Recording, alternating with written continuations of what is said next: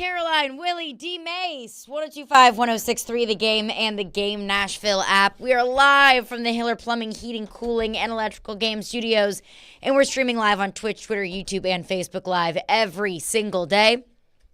That was a butt whooping.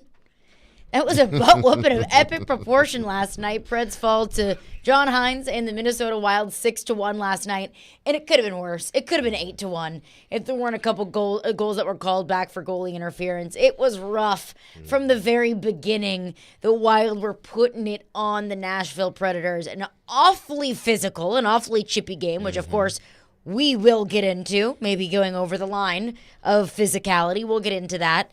But overall, that looked like a Nashville Predators team that looked like they were skating through peanut butter, and a Minnesota Wild team that said, you know what, we have a new coach, we are re-energized, and we are coming out here to fight. That 7-game losing streak is not who we are. We're coming back to win hockey games, and it looked like it. That looked like a Wild team that was fired up, and a Preds team that, to take Andrew Brunette's term, sleepwalking. Yeah, they were sleepwalking, and they got took behind the woodshed. And whatever they did, boy, oh boy, they got it. And it wasn't pretty. It started early, and it didn't let up until the game was over with. They managed to score a goal, which is, good. You don't want to have a goose egg. One's better than zero, I guess. One's better than zero. But, the Minnesota Wild came out, and they played much faster than the Nashville Predators. I didn't expect that. I can possibly, when you go on a win streak and you run into the team like the Wild that just changed coaches, you expect that you're going to get their best. And just because of the newness of a new coach and everybody's ready to go, the likelihood of you winning is, it goes down some. But I didn't expect it to be like that. They basically outplayed the Nashville Predators. They were a little bit more physical. I'm not even talking about the hit. That was just egregious. But they were a little bit more physical. It just reminds me of the time when I used a firecracker and put it on my sister's shoe while my parents were gone. And it burned her shoe and ultimately burned her skin too. And boy, oh boy, my pops wasn't happy. He wasn't happy when he got home, and I got it big time once they came home from the hospital. Oh boy! And that's how the Wild did the Predators. They just basically gave him the hot foot. Exactly. The old hot foot. Gave him the old hot foot, boy. I tell you. But I expect them to bounce back. They got a back-to-back this weekend, but I expect them to bounce back. Look, Andrew Brunette said it at the morning skate. He said, you're going to face a very hungry, desperate team tonight that just changed coaches. They sent a shockwave through the locker room, and they're going to try to get back in this thing. Their expectation is to make the playoffs. And if his team doesn't match that, then you're going to see what happens. And that's exactly how it played out. The game got away from the Predators early, and there were some reasons for that didn't help the Predators. But before we get into some of those other things, the Wild were just the better team last night. The Wild were they were better than the Predators in all aspects. They had a better battle level. They had a better execution level. And you put all that together and, you get 6-1. So I think this is my big thing going forward. It just shows you that if you don't bring it every night in this league, especially if you're not a loaded team, there are some teams, pick one, a powerhouse team like, say, Vegas or something like that, or Colorado. You could have a night where you don't have the great battle level, but your skill guys just make unbelievable plays and take over the game. That can happen sometimes. Or your goalie can bail you out. And last night, Nashville's goalies didn't bail them out. But by and large, if you don't bring it, you're going to lose. So I think it was the way they lost that really bothered Andrew Brunette. But they're in a busy part of the schedule. If you think about it, they've been playing every other night now for about 2 weeks.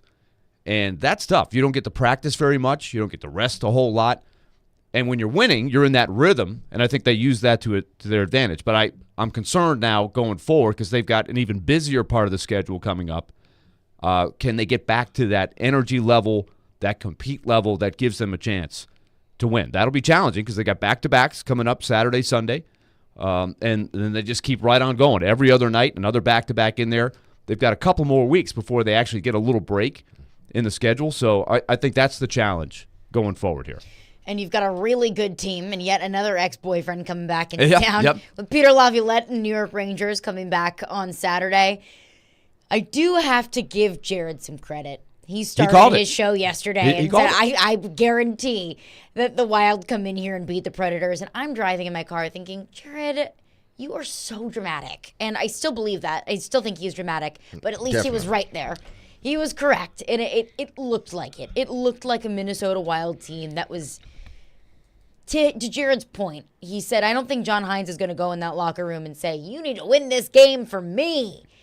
But it did kind of feel like that's kind of how they were playing, maybe with a little bit more of a chip on their shoulder. And they're better than their record. I think even you look at their record and you say, oh, the Wild aren't very good. But really, if you look, that's a better roster. That's why they changed the coach, is they've underperformed. Yeah. And over 82 games, usually, if you're a good team, you start to play better. Edmonton won again last night, by the way. So they got their little shock when they hit rock bottom, fired the coach, and they've been playing better. I'm not saying that when you change the coaches, you automatically start playing better, but at some point, a good team starts to be itself to some degree, right? Yeah, because sometimes you just need a new voice in a locker room, or you just need a new leader, whether it be within the team or on the coaching staff. And it seems like that's what the Minnesota Wild, what they got. It's sort of reminiscent to the Preds last year. I know they didn't change coaches, but they had a lot of changes within their locker room. Guys getting traded. And lo and behold, this team, for whatever reason, they banded together and they started playing a lot better hockey. So that's almost, especially like what Willy said, this is a good team anyway. It was just, for whatever reason, and a lot of it was the goalie of the Minnesota Wild. They were not winning games. Right. And he played much better last night. He just so happens wants to play good the night he comes to Nashville. So I think moving forward for that team, making the change probably was for the better. But again, I look at the Nashville Predators. It's going to be tough on the next 2 days because they have back-to-backs. But I expect them to play a lot better because that was embarrassing, I think, for the whole locker room. There were so many Minnesota Wild fans at Bridgestone Arena last night that whenever the Wild scored, it almost sounded like the Predators scored because it was weird. I didn't think there were that many, but it was loud. You hear them more when the home team's really not doing anything, right. And that's kind of part of what was happening. I think it's kind of fun when you have a small pocket of the other team's fans in a really good game.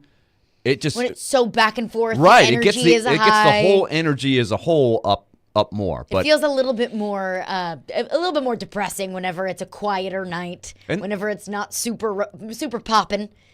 And I don't want to act like this is making excuses or anything, but I do feel like when you play so many home games in a row, I think even the crowd gets a little fatigued. I think there's some people going, I'm a season ticket holder. I love this team, but, man, we've been coming here every other night, and we've had Thanksgiving. That's just a lot of hockey. Mm-hmm. You got to be a diehard. I admired the fans that stayed all the way to the end.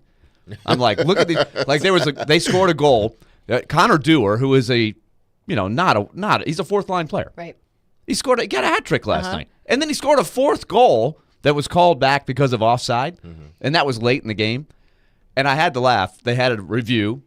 They waved the goal off, and then the handful of diehards that are there, they went wild. Like, yes, no goal. I was like, yes, you are a diehard fan. Yeah. That is what it's all about right there. Great job. We don't want any more insult to injury, and right. We'll take that. But here's my thing with the Predators. It was a bad game last night. It was a bad showing from them last night, but I don't think that this is a bad team. I was teetering on labeling this team maybe not being so hot on that 5-10 streak, on that 5-game losing streak.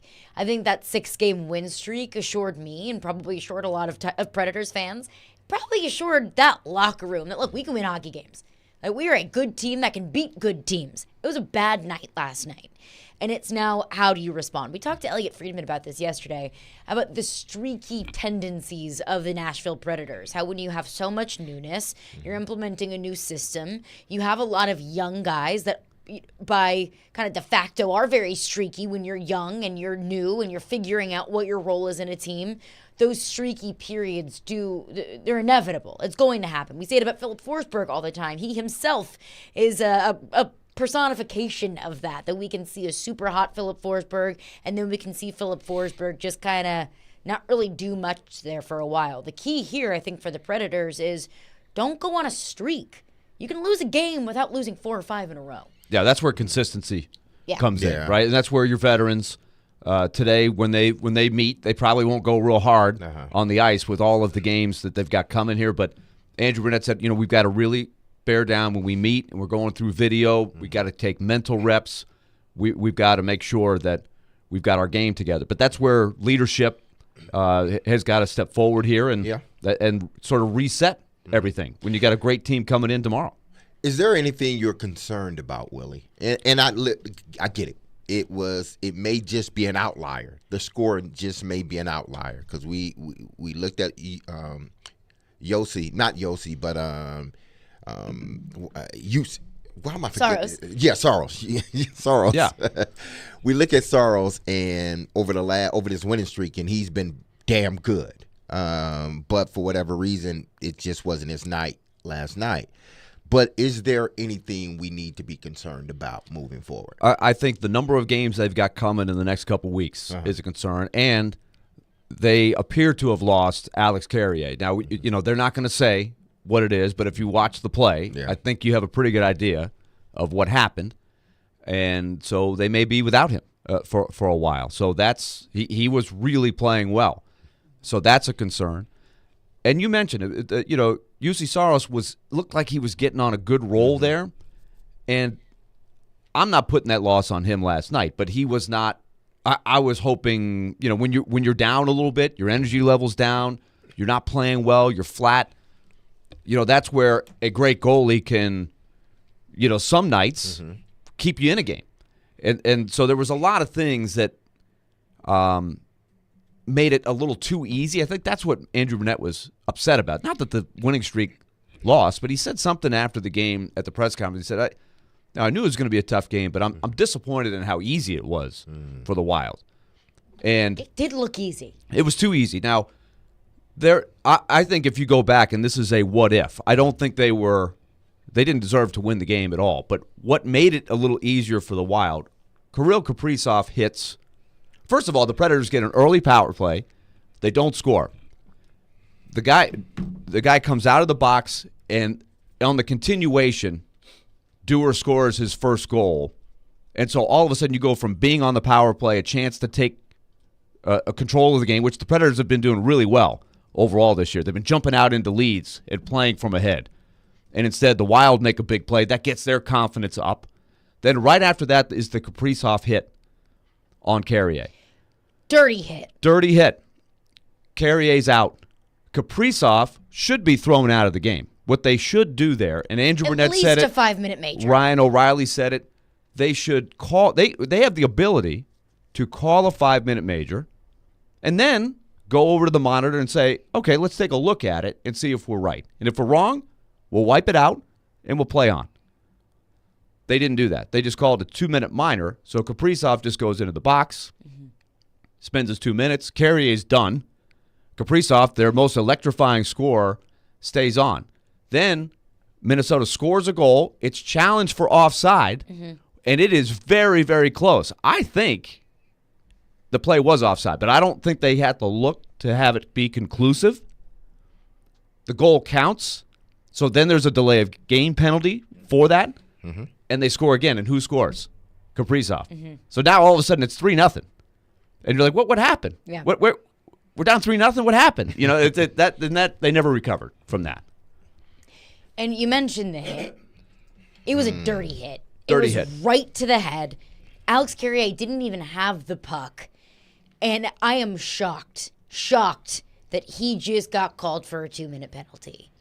And it's not just us sitting up here, a convenient way to say, well, that was a dirty hit because this team lost. No, there are two people that had very strong reactions to that hit last night. Two people that don't traditionally get as fired up as you maybe might hear them in their reaction to this clip. Hal Gill and Roman Josi, both of their reactions to that Kirill Kaprizov hit on Alex Carrier last night.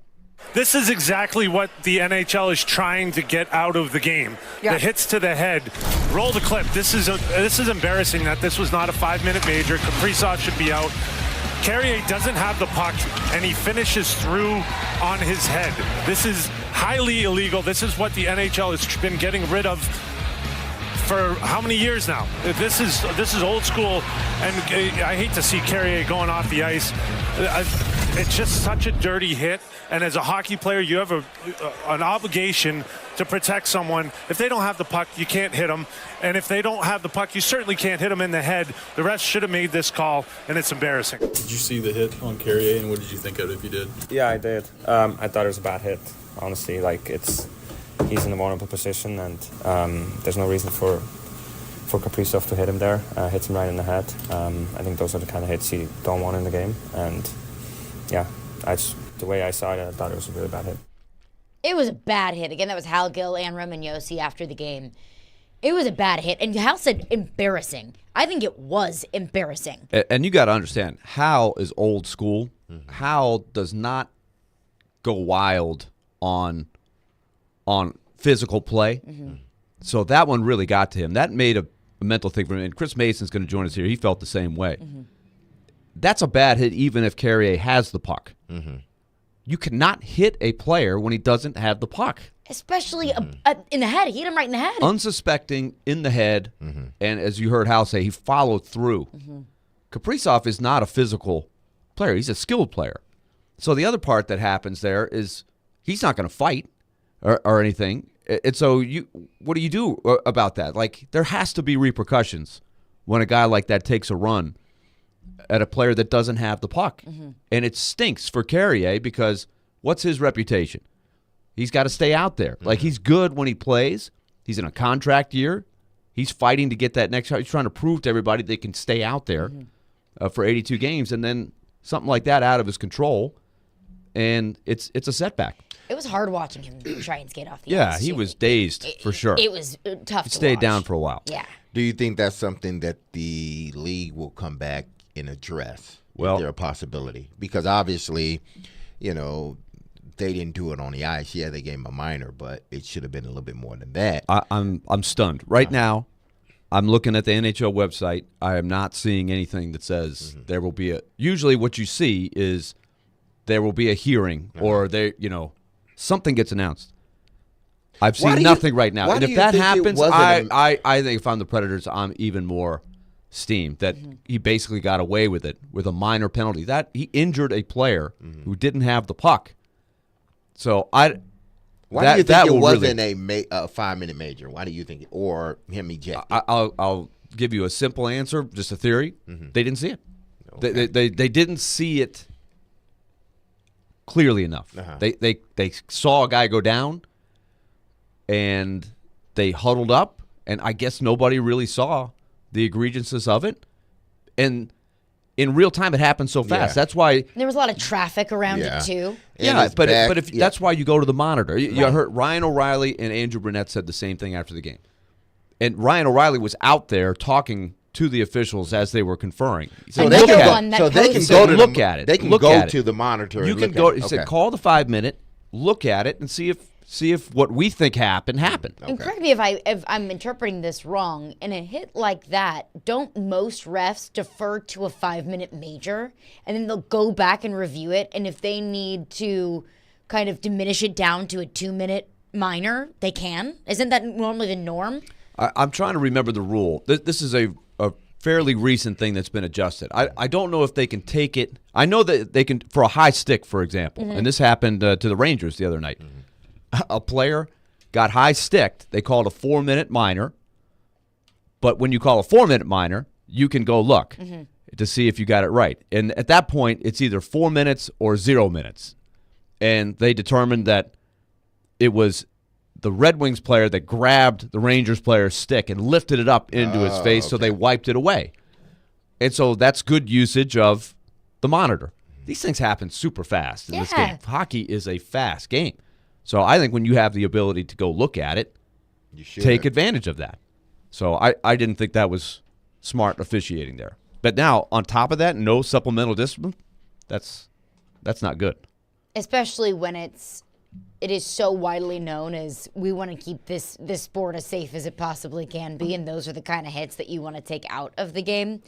Frustrating. And also, it's not the reason why the Predators lost. Nah. It's not the reason why they You just looked didn't as, want to see as that brutal happen. as they did. Right. And it's During a a loss. completely different side story in the larger story of how sluggish they looked last night, but bad officiating and a bad call from that officiating crew last night. I will be interested to hear C-Mace's perspective on it, though.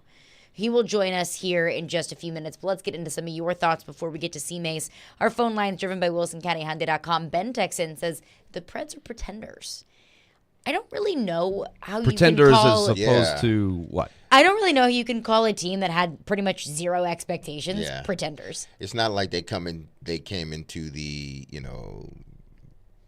came out of the offseason as one of the favorites to win the Stanley Cup. Right. Then I can see, based upon the record area, they may be pretenders, but this team was never mentioned in the same sentence as the Stanley Cup run. Like, if you want to call the Oilers pretenders, like, maybe we can have that conversation because they have two of the best players in the game. They have, fallen short of expectations, at least in the early part of the season. Preds didn't have any expectations. We came into the season thinking, hey, if you make the playoffs, cool, but if you don't, then that's okay, as long as we can see some progress, as long as we can now see that this franchise is headed in a different direction. I don't think it's fair to say pretenders after you go on a 6-game winning streak. Yeah, I don't know how you determine that. You don't. But, oh well. I think that this is, again, it always comes back to this conversation is, what are the expectations? It's not a full rebuild, Right.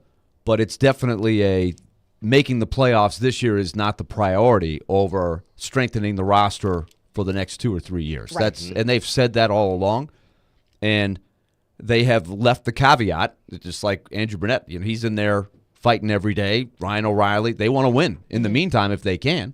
But I think it's fair to say they would overachieve a little bit if they made the playoffs. And because of the bad start for the teams like the Oilers and the Wild, there's some playoff spots there for the taking. That's still the same today, just like we said yesterday. But now that they've lost, they had a bad game, doesn't mean that the whole outlook has changed. It's really the same as it has been. Right. We will chat with Chris Mason coming up next. We'll get his thoughts, what he saw from the Predators last night, encouraging signs he saw in that 6-game winning streak, and, of course, that Kaprizov hit. I thought it was a dirty, dirty, dirty hit. We'll chat with Chris Mason coming up next. Caroline, Willy, D-Mase. We're brought to you by Zen Sports. Start earning cash rewards on your bets today. Gambling problem? Call 1-800-889-9789. Terms and conditions apply. Must be 21 or older and in Tennessee to bet.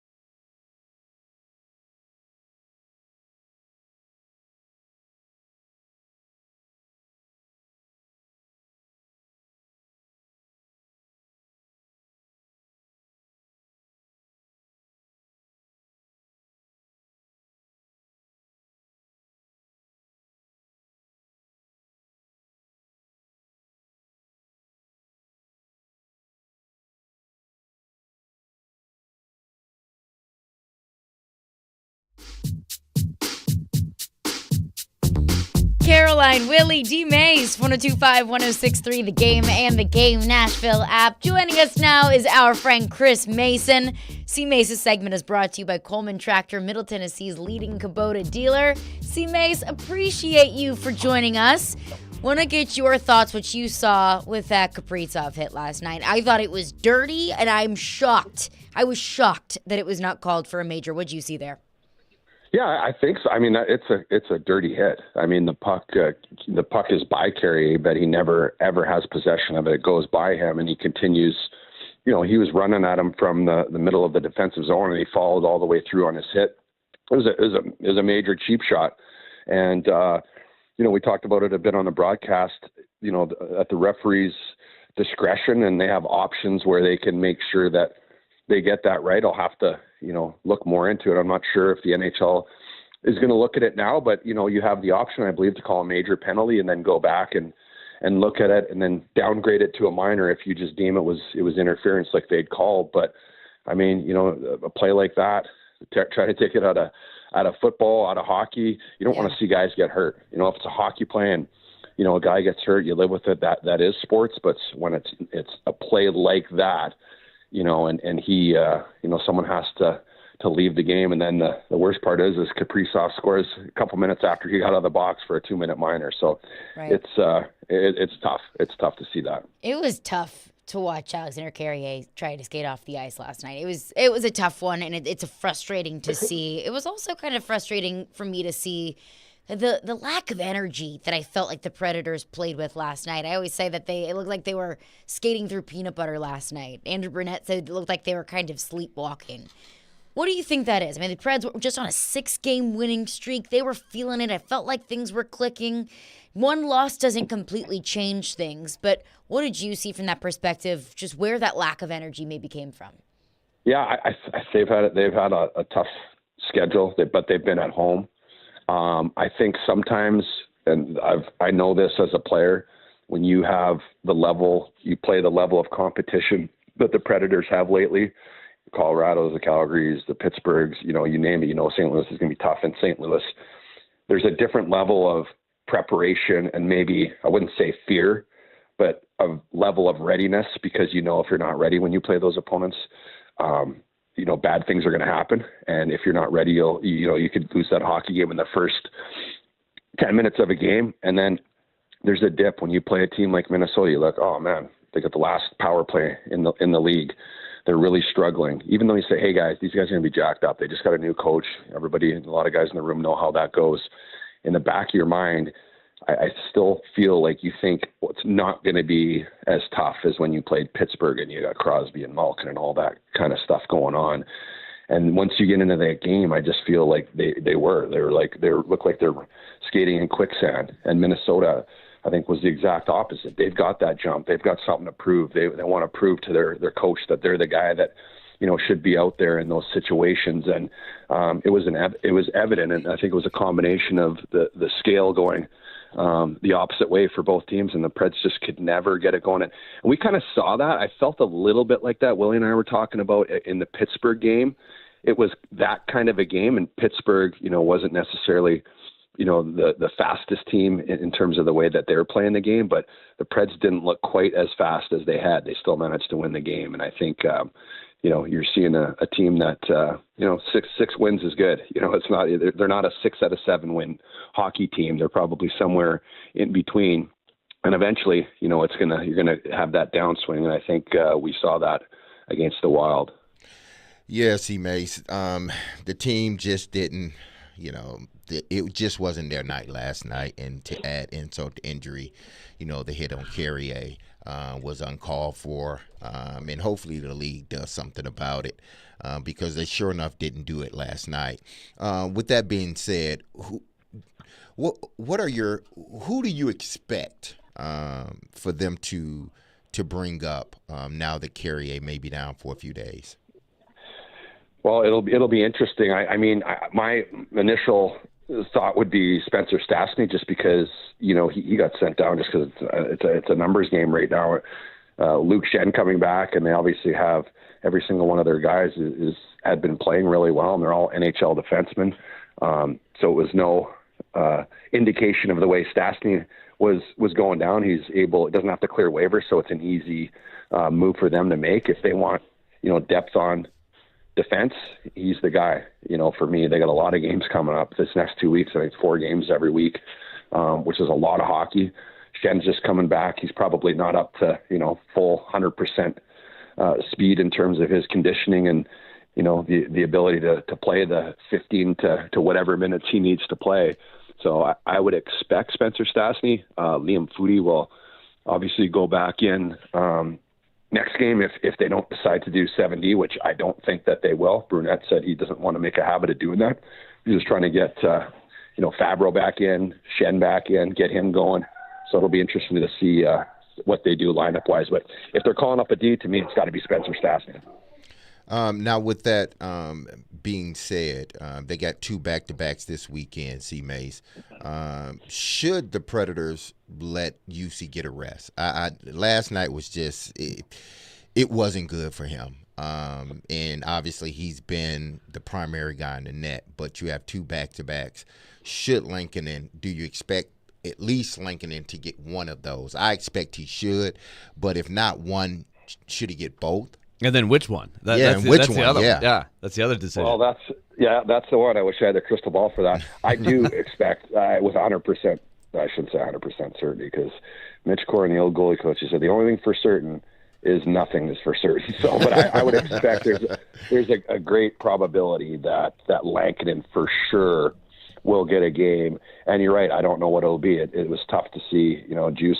He's every time he seems like he's getting to that level, like he's back. There's a game like that, and some of it's bad luck, and some of it's just he's not at that level that we've all seen where he goes in there and it really doesn't matter what the other team does. Like, they're going to get 1 goal max, and they know it, and everybody in the building knows it. When he's at that level, he can get to that elite of a level where it's just it's complete domination, and he hasn't quite got there. And a lot of it is the product around him was a big factor last night. They weren't good, they were slow, but again, he's capable of winning those games single-handedly, and this weekend will be very interesting. So as a starting goaltender, do you say, hey, just take the next game off? But as a goalie, if you're UC Saros, he wants to play the next game. Mm-hmm. So he wants to be in net Saturday, and then you would go with, Lankinen the next day in Buffalo.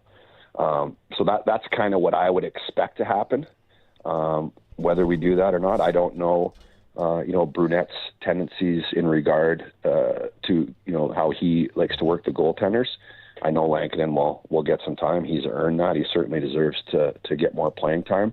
But you got to make sure, first and foremost, you're doing the right thing to get Juice's mind right and get him, back to the level that everybody knows that he can get to. Chris Mason is with us, and Mace looking ahead, too.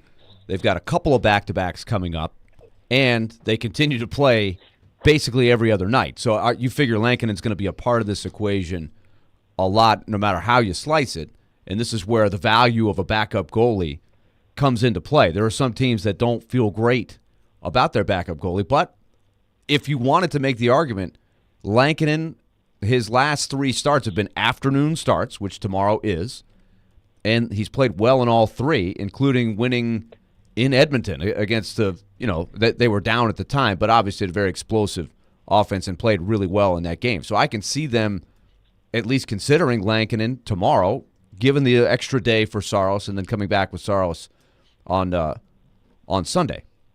No, there's going to be a conversation. There's no question, and that's one of the things that, in today's NHL, there's a lot of communication even between, goalie coach, goaltender, back to the coach, to make these decisions to see how, Juice feels. Sometimes they'll do that. Other times they'll just make the decision.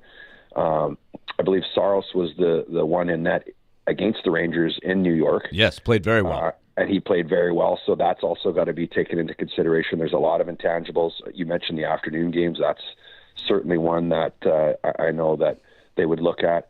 Home game versus road game, record against Buffalo. All these things I think are going to be considered.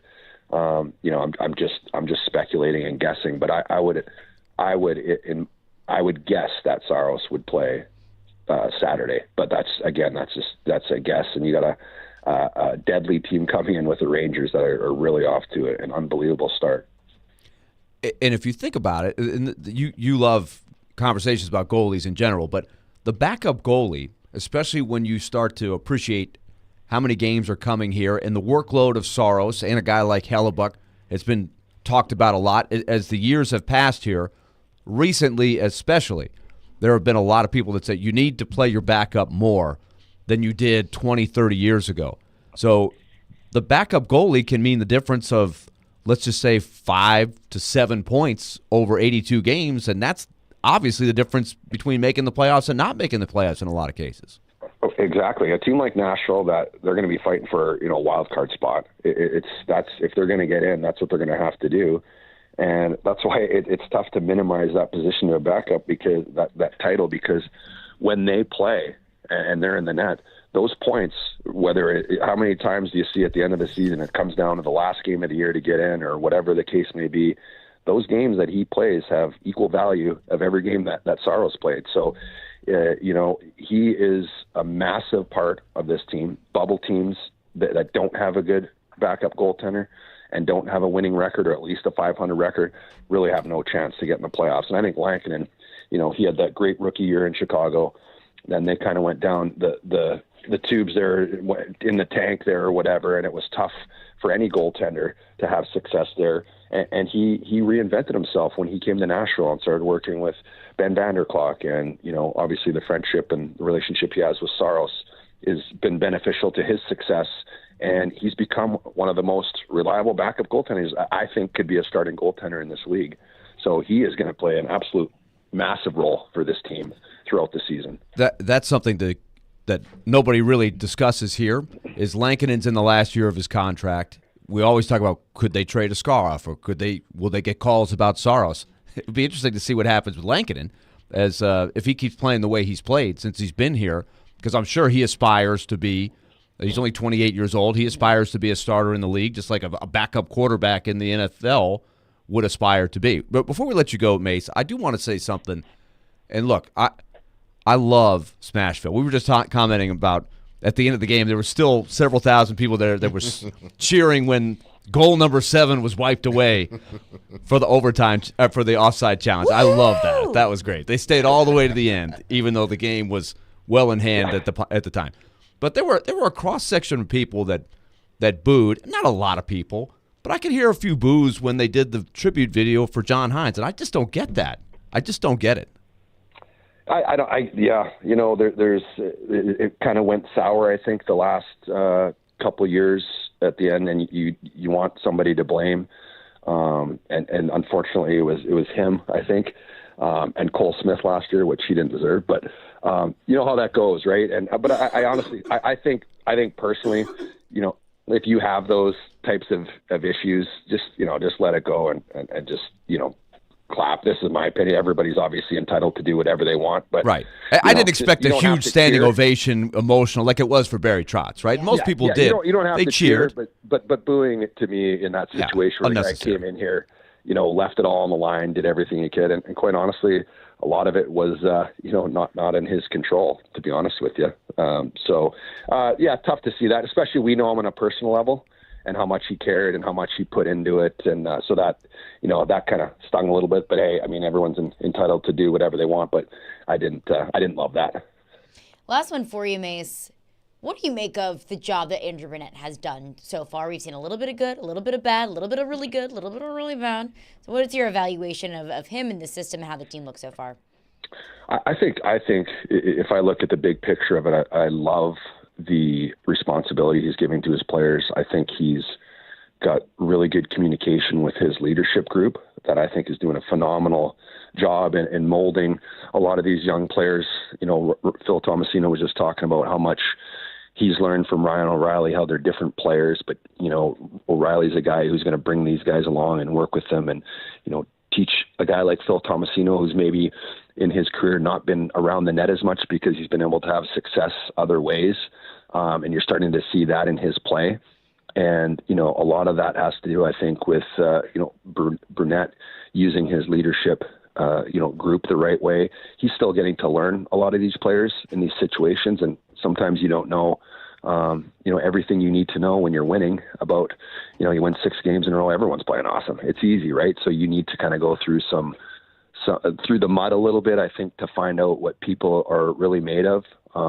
When somebody gets scratched, that's maybe not used to being scratched, how do they, respond, and how do they come to the rink every day? Are they going to, sulk, or are they going to come back and, with a chip on their shoulder, do the right things? And when they get back in the lineup, they're ready to go. And I think he's had a lot of success in that department with Evangelista, Trennan, Phil Tomasino, some of the defensemen, Dante Fabro, he's playing well. So I think there's still an evaluation process going on with him and the team, just like I think there is with this team. You mentioned all the stages and things we've seen. Mm-hmm. I don't think we quite know exactly what this team is or who they are. I think we've seen their identity. It's a very hardworking team. Whether they play, like last night, they were slow. They weren't good, but it wasn't from a lack of effort. They're out there giving their all, and it wasn't good last night. It just didn't work. So I respect that. And I like when I'm watching a team and covering a team, you can live with those kind of games if the effort's there, even though it wasn't a good hockey game on their part. So I think a lot of that has to do with the coach as well. So I think so far he's done a really good job with this group.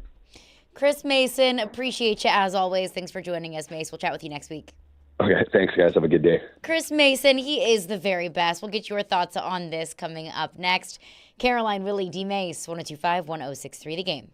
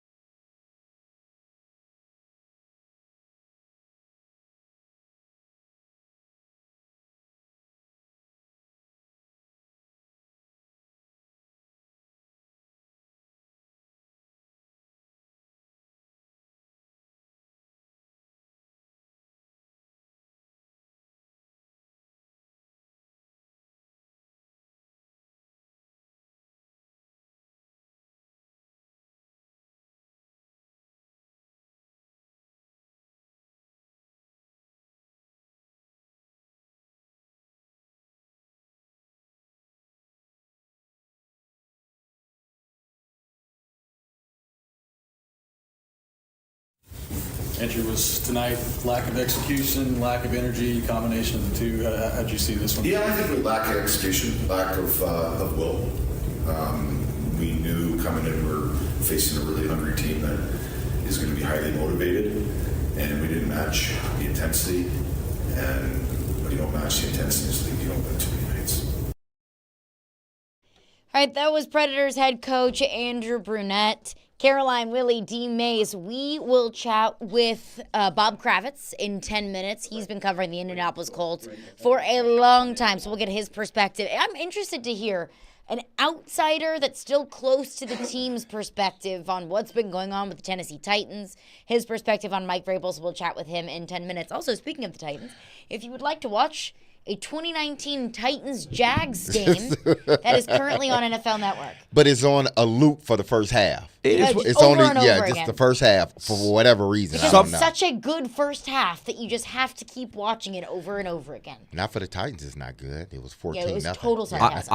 I am mystified. Like this is like Twilight Zone. Yeah. What is going on at NFL Network right now? Because first of all, why are they showing that game? That's the Adoree Jackson game in the rain on a Thursday night where he muffed a couple of punts, put him in a big hole. Gardner Minshew leads them to victory, and this is the beginning of the end, pretty much, of the Marcus Mariota era. And of course, that's 2019. Tannehill takes over. They make a run to the AFC Championship game.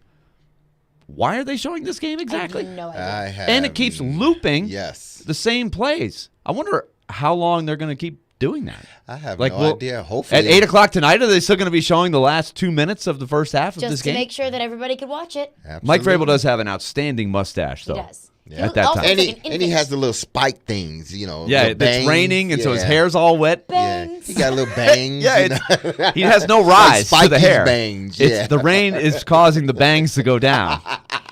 It's He quite the has look. Bangs. He looks like an infant baby. Yeah. And it was like 4 years ago. And I'm like, for- who is that man? Is that Mike Vrabel's son? My goodness. And for all those that want to know, Tennessee high school football, East Nashville currently is losing by 35 points to Alcoa, 42-7. If I That's remember, what the Fred's third game felt quarter. like last night, 6-1. Yeah, Whenever exactly. the seventh goal That's got your called back. that's your hood. that's Willie. my guys. My That's guys. your hood, That's man. right in my East backyard. Nash. And they have done a great job there. I think this is a rematch from Were last year. they if I remember. 11-1 this season? Yes, and I think they made this game last year. Alcoa they're just Powerhouse. a machine. Yeah. Over the years, I know Gary Rankin was at Riverdale for a long time, went over to Alcoa. They've got their system of getting played, but they've always been seemingly a juggernaut every year. They've got like one of those magnet kind of effects where everybody kind of gravitates over there. I think it's open enrollment, a little different than East Nashville, who does a tremendous job with the resources they have. It's always lit up. I know when they're playing. And so on Friday nights, I always drive by. There's always people watching there. They've put together a really good program, but it's not their day-to-day, it doesn't look like. Alcoa, when I was in high school, all 4 years they won the state title. wow. Like, They're just there a every year. powerhouse. Yeah. Yeah. Wonder if they could beat the Titans. East or Alcoa? Which one? Both. Yeah, right. All right, let's get some of your Predators thoughts before we get to Bob Kravitz. Dave in Brentwood, and a lot of texters have texted in the text line, Willie, about what comes next with that hit. Dave in Brentwood said, isn't it up to the Predators at this point to submit that hit to the league for review? I don't think that's how it works. The Department of Player Safety, and I listen to their talk every year. They are nice enough to bring the announcers in and sort of explain how the system works. And they say they watch all the games, and if they see something like that, they will make note of it, and they will proceed accordingly. So I don't think it's up to the Predators to submit it. Now, the Predators can, I guess, on their own, if they don't like how it was called, they can certainly talk to the officials. They can talk to the league, get an explanation.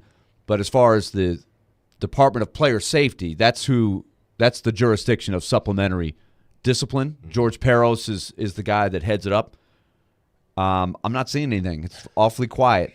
There is a hearing for a player on the Devils for something that happened in a recent game, Brendan Smith. And let's see. And that was a game that happened last night. So usually if you see something, if something's going to happen, it usually happens the next day before the teams play again. I just want to know what more So do they I need don't to understand. see? Yeah, I know. What more needed to happen? I've been frustrated before with, and I know Predator fans have. They can go back through the list of plays. One of them that jumps out to me years ago, J.P. Dumont, still lives here. He got absolutely cheap shot by one of the biggest villains ever, Alexander Burrows, for the Canucks. I just remember that I was younger at the time, still learning how the process worked. I was absolutely aghast that nothing happened to Burrows. I was like, you got to be kidding me. There was a brawl after it happened. Like, that was a cheap shot. It just, like, it broke JP's teeth in the middle. I mean, it was just, it was awful. Ugh, gross. All right, we'll chat with Bob Kravitz coming up next. He covers the Indianapolis Colts for BobKravitz.com. I'm interested, we'll of course talk about this Titans-Colts matchup, but I'm interested to see his perspective, what he is seeing from the outside looking in, the current state of the Tennessee Titans. We'll get into that coming up next with Bob Kravitz, Caroline, Willy, D-Mase, 1025-1063 The Game.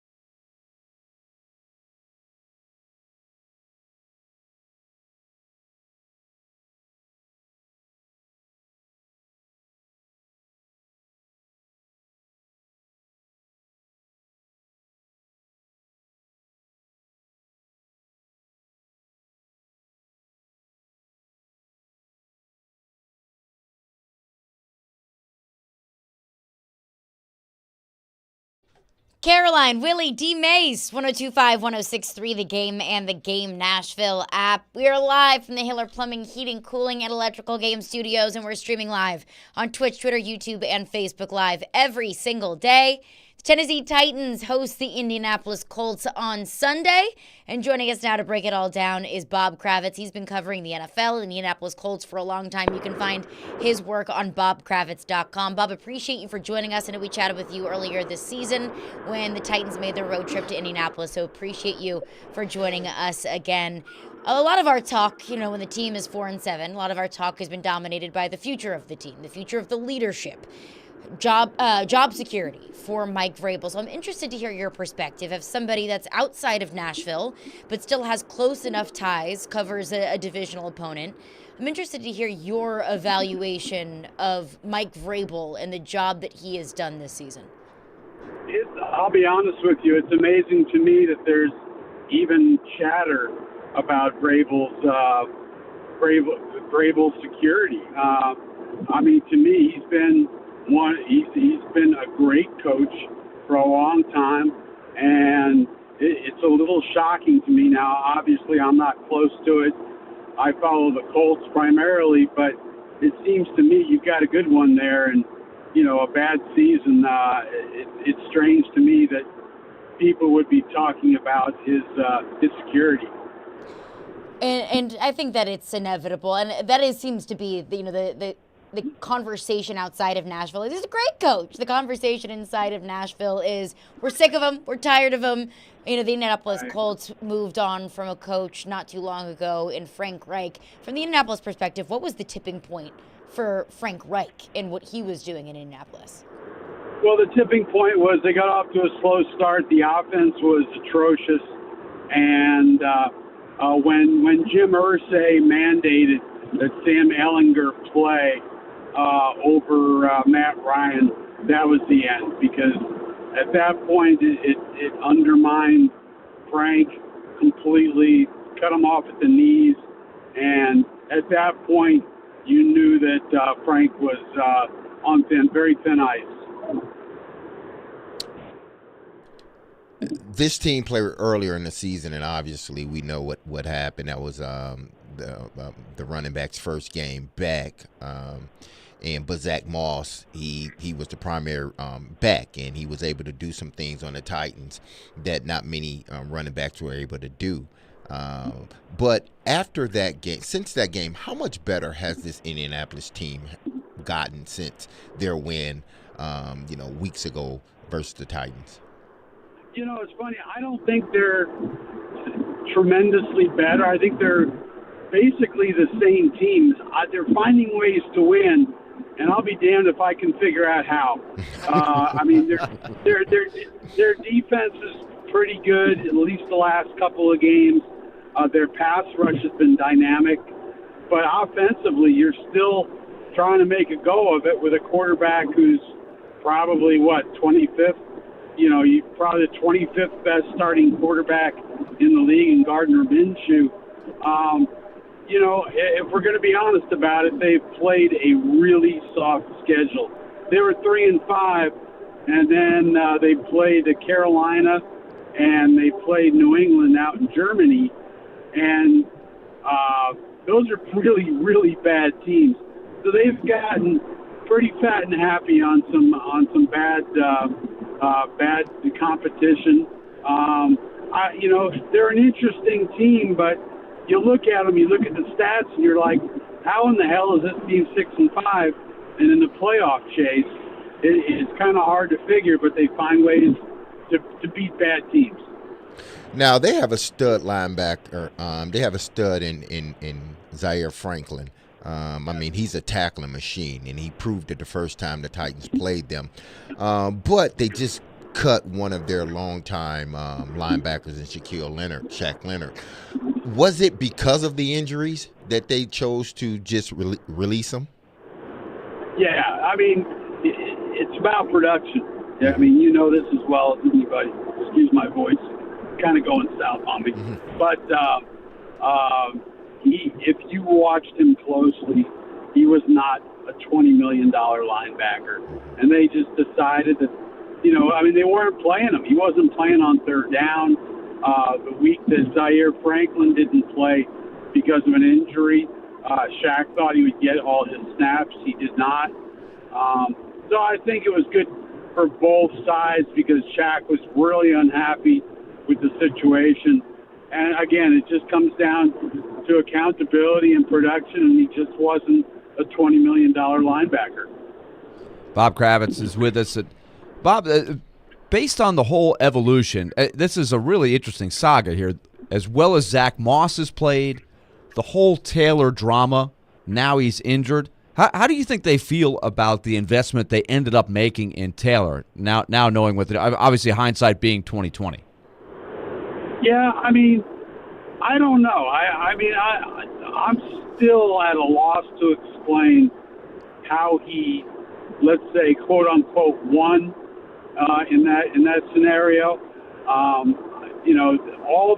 the big talk from Irsay about how he would never pay him, and then he paid him. I don't think they're having buyer's remorse. I think they're happy as hell they made the trade, Nyheim Hines for a fifth rounder. Zach Moss is a throw-in, and Zach Moss has been, I think he's still a top 10 rusher in the league, despite the fact he hadn't played very much in the last few weeks. So, no, I don't think there's buyer's remorse. JT looked as good last week as he's looked since he came back, and I think come December, assuming the thumb is healed, he's got a really good second wind in him. As you look at the AFC South, as we know, there's young quarterbacks that are really going to write the script in the coming year. So that's where we are here in Nashville is, what do they have in Will Levis? That's what they're trying to find out. As you look at the roster for the Colts, aside from Anthony Richardson, how do you think the whole roster building thing is going for them? Okay. They still need a lot of help outside at wide receiver. Michael Pittman and Josh Downs are their wide out and their slot guy are both very good. They need Alec Pierce has not produced the way they would have hoped, at least in my view. They need some help in the secondary, but they're in really good shape along the offensive and defensive lines, and that's what Chris Ballard has always wanted to do, was build from the inside out, and I think they're in pretty good shape there. How does their draft look as far as draft capital? That's another thing that we're looking at here. Is the Titans over the years have traded a draft pick here, draft pick there to stay in contention. Now that the Colts have their quarterback, how will they approach the draft this year? Well, I think they're going to look for weapons on the outside, look for weapons for Anthony Richardson. The big issue with the Colts will be in free agency. They're not going to have much money between what they're paying Matt Ryan and what they're paying Shaq Leonard. I don't know the number off the top of my head, but they're not going to have a ton of money in free agency. So they really got to hit it in the draft, and Lord only knows where they're going to be drafting. But I think they're going to be looking for secondary help, and they're going to be looking for a wide receiver. Now, moving forward, Bob, with this Indianapolis Colts team, how important is this game to them? Is there talk of playoffs? Because I know at the beginning of the season, I don't think many saw the Colts in this position. But, this has turned out to be a pretty good division, where many thought it was going to be the worst division in football. But it's turning out to be a pretty good division. So what are the Colts' thoughts about this game and them potentially making the playoffs?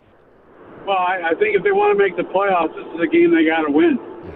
It's a Tennessee team that better than me is struggling with the rookie quarterback, and they've got other issues. So I think they look at, they got 6 games left. I'd say 4 of them are should-win games. I think Tennessee is one of them.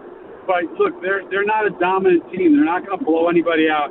It wouldn't surprise me if this is another one of those one-score games that comes down to a late turnover. But yeah, this is a game that they need. But it's amazing. I mean, they don't face a real quality veteran quarterback or just a quality quarterback until they face C.J. Stroud.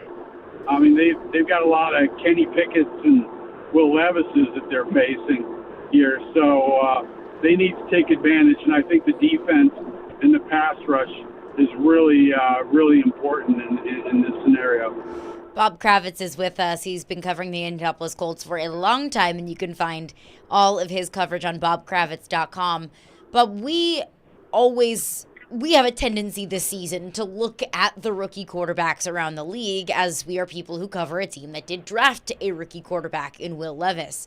As someone who also covers a team that drafted a rookie quarterback in Anthony Richardson, I think it's a bummer that we haven't been able to see the progression and the evolution of Anthony Richardson this season. Of course, he's been sidelined with a shoulder injury. But how would you look at this rookie quarterback class, and how would you rank these rookie quarterbacks? Well, certainly C.J. Stroud is the class of the class. He looks so good. Whole thing. That goes without saying, but I said it anyway. Look, I think Anthony Richardson, in the short period of time, 173 snaps, looked tremendous. I think they go into next season feeling like they've got their quarterback of the future. Now he's still going to be largely a rookie, next year, because, like I say, 173 snaps, just five games or so. So there's still going to be a learning curve, but in the long term, this might be a good thing for Anthony Richardson to be able to sit on the side and learn from Gardner Minshew and understand the offense better. I think Levis is clearly third, but I like Levis a lot coming out, and I still think, and I know there were some people with the Colts who really liked it too. I think that he's going to be just fine. Look, Peyton Manning was 3-13 his rookie year, and set the record for rookie interceptions. So don't get too hot and bothered by what he's doing his rookie year. He'll figure it out. And to your point about Anthony Richardson, it's kind of that age-old philosophy or question of sitting the rookie quarterback, playing the rookie quarterback. I think history has shown there's no right answer to that. But I wanted to get right. There is no right answer. I wanted to get your perspective, maybe what you're hearing from defensive coaches in Indianapolis, of how much they might still view Derrick Henry as a threat, how much they have to respect the run with Derrick Henry. Oh, I mean, that's job one. And here's the deal. The Colts have been terrible against the run the last 4 weeks. So if any team is well-suited, with their strength to beat the Colts, it would be Tennessee with Derrick Henry. Grover Stewart was suspended for 4 games for a PED violation. He's their nose tackle, and he's a dominant run stopper. And since he's out, they've been giving up an average of about 140 yards a game on the ground.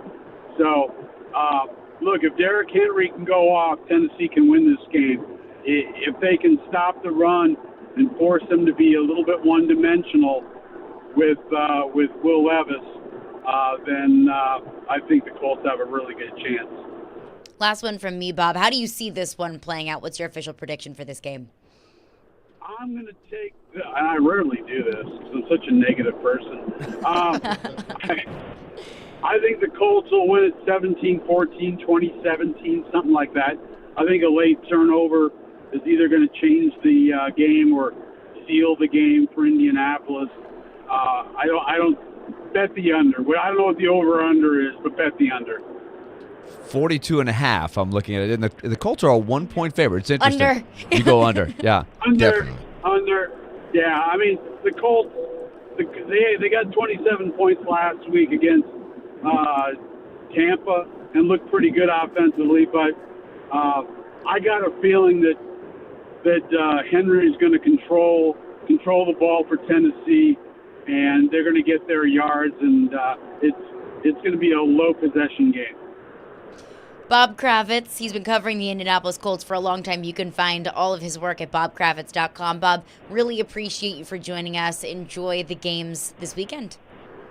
All right. Sounds good. Thanks so much. Appreciate it, Bob. Bob Kravitz, he is the best. He does great work, and you can find his work at bobkravitz.com. We'll get to your questions for D-Mase here in just about 15 minutes, so get those questions in for D-Mase. 615-737-1025 is our phone number. Take your calls, your texts, any of your questions for Derek Mason. But I think it's interesting. I asked Bob the question about his evaluation of Mike Vrabel.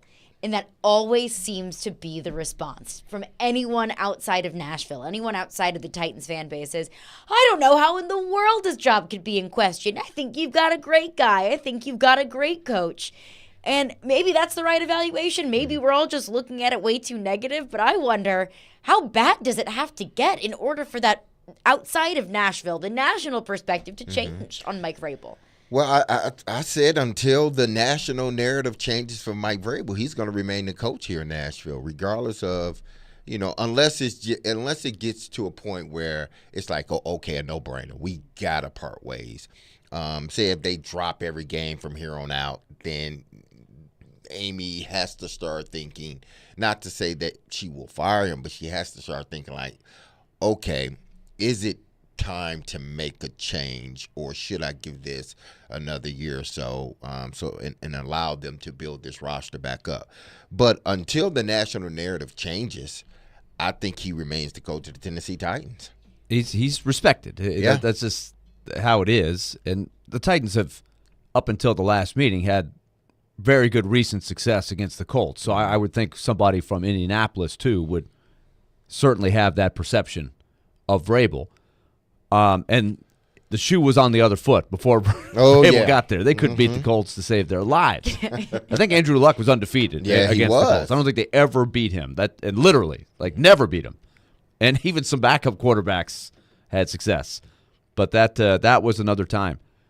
But I found that interesting. He was sort of characterizing the Colts as a team that's taken advantage of a soft schedule and are kind of wondering how are we like just how we see them is how they perceive them in Indianapolis. Yeah. How are they in this thing? They're 6-5. How are they doing this? And they're like, I don't know how any Indianapolis fan can think differently. I don't know how we got here, but I'm just happy to be here. And they look at the teams on the schedule like, we could beat these teams. We could maybe get a few more wins here. But this, to me, is a great test to see exactly where the Titans are. Like beating Carolina, that was really nothing. No. But so this is the little next step is, okay, how do you do against a very mediocre team? Not a bad team, but a mediocre team. The type of team that you've been good enough to beat in your stadium, but not come close to. Like, take the Bucs. Indianapolis just beat the Bucs last week.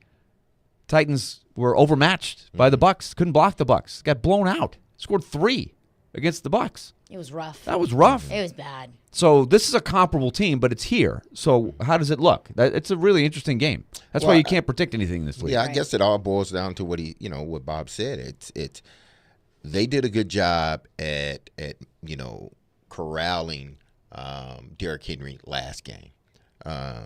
They made it an emphasis, and the Titans they didn't make enough plays in the passing game to be able to win that game. But I think all of it does, it's all on whether this defensive line of the Indianapolis Colts can stop the Tennessee Titans run game. And, I sort of chuckled inside when you asked the question about stopping Derrick Henry, and I said, yeah, of course. But I'm looking at it from another standpoint, like, man, yeah, you worry about stopping Derrick Henry, but you don't worry about that offensive line. Like, other teams, I'm saying other teams don't worry about this offensive line doing a great job at blocking. You see what I'm saying? It's but like we still worry about Derrick Henry, but this offensive line isn't good anymore. So a lot of what Derrick Henry can't do is because of the offensive line. So it takes away some of the, it takes away some of what the ability of Derrick Henry to be able to go off like he has in previous games against the Indianapolis Colts. And the reason why I asked that question is because I was interested to hear the outside perspective, and I expected his response to be, of course, He's Derek freaking Henry. And that's something that I think a lot of Titans fans don't realize is people are still scared of Derek Henry. There are 31 defensive coordinators in the National Football League that are going to game plan for Derek Henry. Yet I think a lot of Titans fans think that, oh, look at this old peepop, Derek Henry, that can't run the football. Nobody's scared of Derek Henry. Got to move on from Derek Henry, when that absolutely is not the case. But that still could be perception more than reality. I don't think the fans are wrong to say that he has taken a slight step back this season. And it's okay to say he's taken a slight step back versus there's a slight step back. And Derek Henry's not the Derek Henry that he was in 2019, 2020. I think it's fair to say that. I think it's okay to acknowledge that he's not the same back. But just because he's not the 2,000-yard back that he was in 2020 doesn't mean that he's not a threat. But he's also, based on the threats that they have. Yeah. He's still the top threat, but that doesn't mean he's a dominant player anymore. He's the especially only with guy that can change how the game, the outcome of the game. He's that one guy.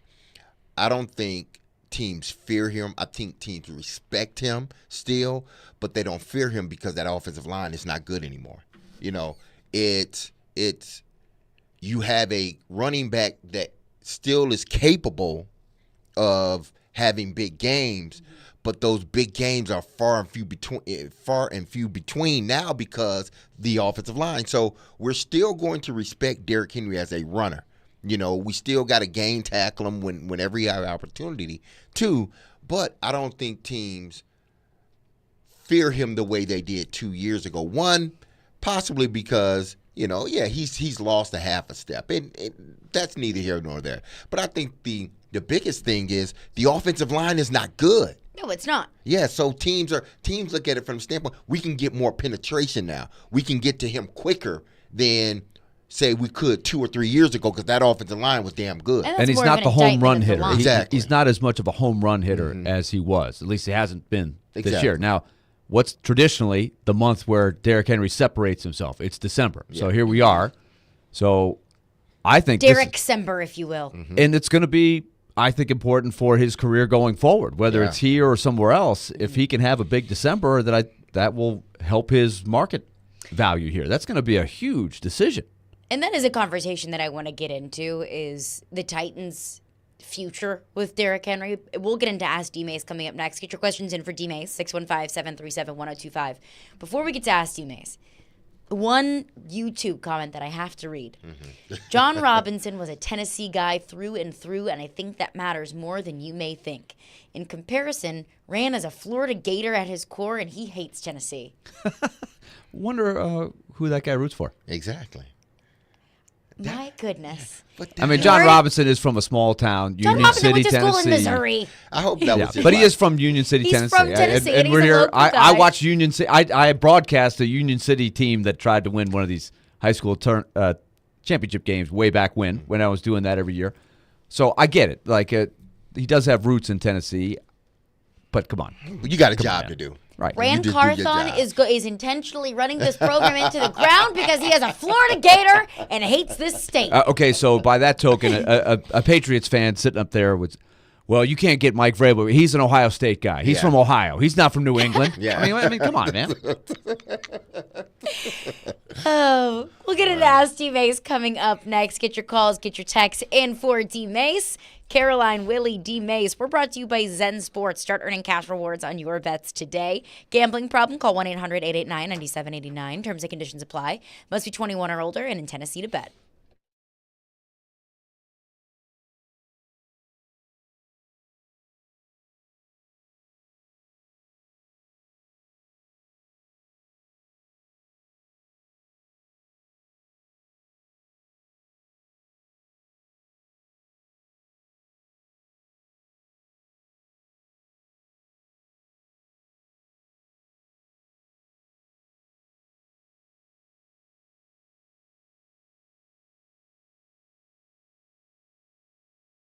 Moving can be stressful. We all know, we've all done it, but it doesn't have to be stressful.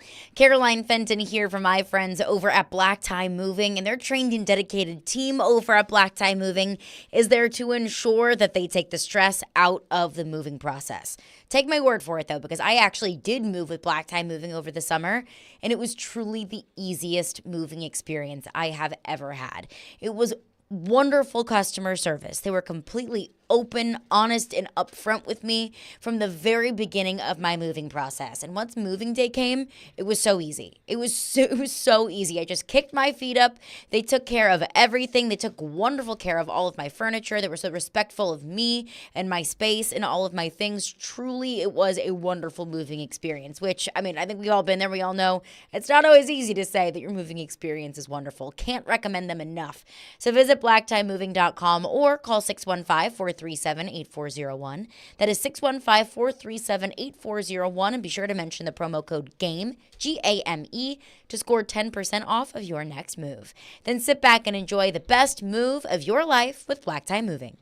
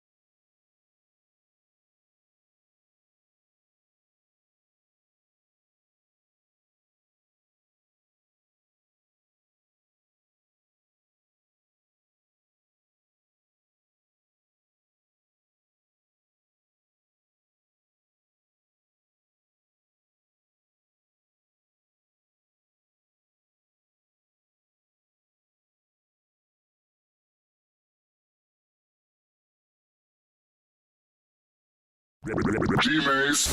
He played 15 years in the NFL. Quick throw. Touchdown, Derek Mason. He had over 12,000 receiving yards. Midfield, and there he goes. 80 yards for the touchdown. And now you can ask him anything. Have a question about football or life? Now's your time to ask D-Mase. We'll welcome you in. Now on Caroline, Willy, and D-Mase. On 102.5 and 106.3, The Game and the Game Nashville app. Ask D-Mase. Get those questions in for D-Mase. 615-737-1025 is our phone number. Ask D-Mase is presented by Calabria Pizza. Come try their pizza in Goodlettsville and Mount Juliet because life is just too short to eat bad pizza.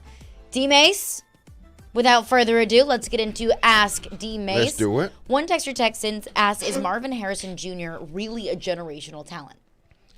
He looks like it. He's every bit of his dad and more. He's bigger. It's just, I think these kids nowadays, these uber talented receivers or running backs, whatever, they're different from the guys of yesteryear, even the great ones. These guys are learning things at so much younger than what we learned them. It's hard to coach, for me at least, it's hard to stay up with the new trend with these receivers and their workouts and how their releases and all this other stuff. It's like, man, I didn't do those things, Like the Derrick Henry dragging a tire exactly. while balancing all this on a crazy medicine stuff ball. that they're doing. And Not so, a receiver, but yeah. So it allows these young men or women, because of their training is so much better now. It's allowed these, if you're just talking about football, allow these young men to reach their potential a little bit quicker if indeed they are one of those types of players. I'm not going to say that Marvin Harrison Jr. is a generational player, but damn, he looks damn good. He will be a top 3 pick in the National Football League this year, because it's just like, the ball's coming to him, but he still goes up and get it. Mm-hmm. He doesn't have a lot of flashy catches, but the guy seems to be always open, and he makes the plays when plays need to be made. So I'm going to ask you a question that isn't fair, but it's inevitable, and I think it's something that's crossed a lot of people's minds. Uh-huh. How good is Marvin Harrison, and how much of the love that he's getting is because his name is Marvin Harrison? Again, I watched his dad a little bit when he was at Syracuse, Mm-hmm. But I think he's better. I think he's better than his dad at this point in time. Again, because technology has advanced and workouts and all this other stuff, and he grew up in a football family, and I'm sure he watched his dad, and his dad has critiqued him. But I think he's better than his dad. I truly do. And, anyone's going to be happy to draft a guy like that. Again, I don't think he's leading the nation in receiving yards, but you can't point to a receiver that is better than him in college football right now. You just can't. He's the total package. And I think he's going to excel at the next level as well. One texter texts in, says, speaking of Marvin Harrison, if the Titans get a top pick, do you take Marvin Harrison or do you take an offensive lineman? It would be hard to pass on Marvin Harrison. It would be, because it's almost like passing on a quarterback because of the way this league is. Mm-hmm. This league is pass generated. That's why you see, receivers making the money that they're making, and the NFL is geared towards scoring points. So, man, if I'm the Titans, I wouldn't want that. Honestly, I wouldn't, because you got to pick between, do you solidify your offensive line, or do you get a guy that can potentially be a perennial all-star for you? Mm-hmm. And both guys can be that, your offensive lineman and receiver. But the way this league is going, and I do believe free agency is before the draft, so maybe they address the offensive line via free agency first, mm-hmm. and then be in a position to draft a Marvin Harrison Jr. because he instantly makes your offense better. and you put him with Will Levis and Traylon Burks and DeAndre Hopkins, I mean, if Traylon can stay healthy, you have one of the best receiving cores in the National Football League instantly. So it's hard to pass up a guy like that. I think about Corey Davis when he first came into the league before they had A.J. Brown. Mm-hmm. He was sort of disappointing because he wasn't going to be the number one guy, but he slotted right into a nice number 2 role once they got A.J. Brown. So maybe there's hope for Burks that way. Yeah. But, of course, Burks right. has just got to get his health together to where he could string together some performances and start to build himself back up there. Here's one for you from Andy. He's asking about Derrick Henry's running style. He said he's not a high stepper. So do you see how teams try to tackle Derrick Henry low? Do you think that's always been the case? He's kind of asking, at this stage of his career, is he easier to tackle? It's an interesting question. He's got especially he's saying, and obviously the offensive line is bad, so he's trying to make that work. Yeah, and you will know this, Willie, better than anyone. He has a Eric Dickerson style of running. He's straight up and high knees, and with guys like that, it's hard to tackle him. It's hard to tackle him because he's such a big guy, not just big from a muscular standpoint. He's 6'3", and you can't tackle him high because it's just you're gonna get the stiff arm. It's gonna shake you off. Yeah, you're gonna get the stiff arm, and early on it was hard tackling him low, but now I think it's better for you to tackle him low than try to tackle him high. But he has sort of the Eric Dickerson style of running, where he's straight up and he's coming downhill, but he's running with force and speed. Mike Texan says Malik Neighbors at LSU is better than Marvin Harrison Jr. He said it, not me.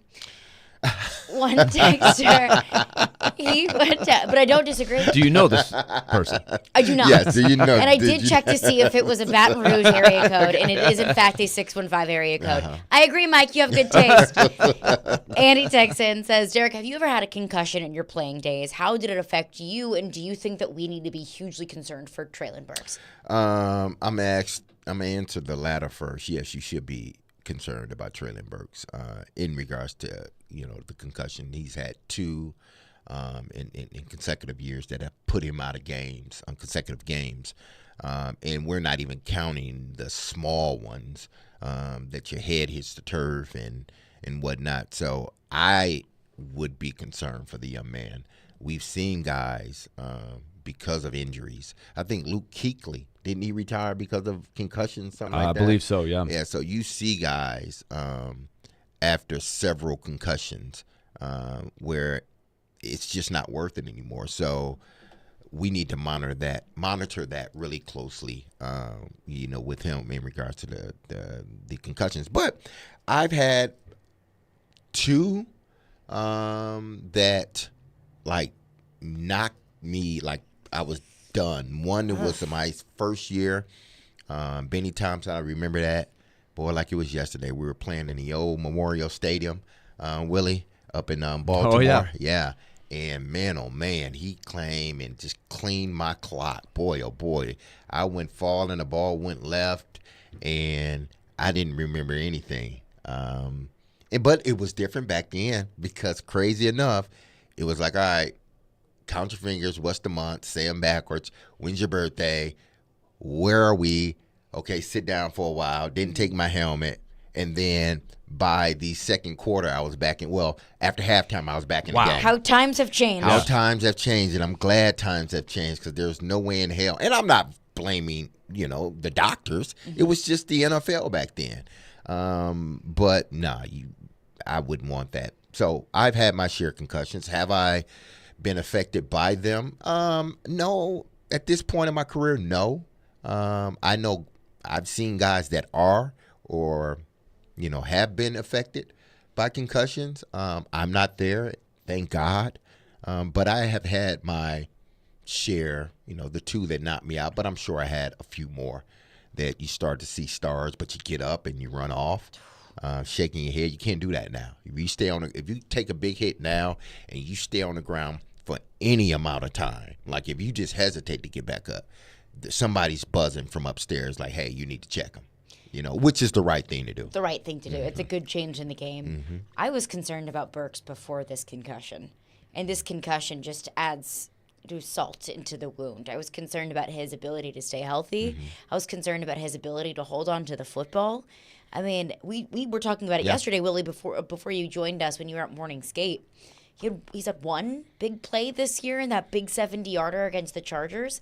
Other than that, it's been crickets. It's a lost year for Treylon Burks. Another lost year in his first 2 seasons in the National Football League. He's had 2 significant concussions and a list of other injuries that have gone on top of that. That's tough to overcome. I'm rooting for him, but man, he's going to have to dig his way back one day at a time, 1 week at a time. I don't know. Will he play again this year? That's a fair question. We don't know. I'm hoping he will. I wonder if he he'll play was tomorrow. back on a practice field. He was back on the practice field. So he's cleared the protocol now? So he was cleared the protocol to at least practice. Yeah, I don't know if I guess they have up until today to clear him, or maybe even Saturday. But if this Titans offense is going to take off, and I'm not just talking this year, then they need to see something from him. Because what happens is if you're still in this sort of limbo thing, you might pass up on a guy that can help you in the receiving room. So he needs to come on. I think the Titans passing game, it doesn't take another step until either Treylon Burks shows that he can be consistently on the field and making plays, or they go out and get somebody else, a young version of a Burks that doesn't have all the injury histories and stuff. Right. Find your burner. Yeah. Find your quick, speedy guy. We'll get back into your questions for D-Mase coming up next. 615-737-1025. Ask D-Mase, send in your questions, your calls, your texts, and you can tune into 94.9 The Fan tomorrow for Vanderbilt men's basketball. The Commodores take on Alabama A&M tomorrow at Memorial Gym. Tip-off is at 4 p.m. with the pregame beginning at 3:30 p.m.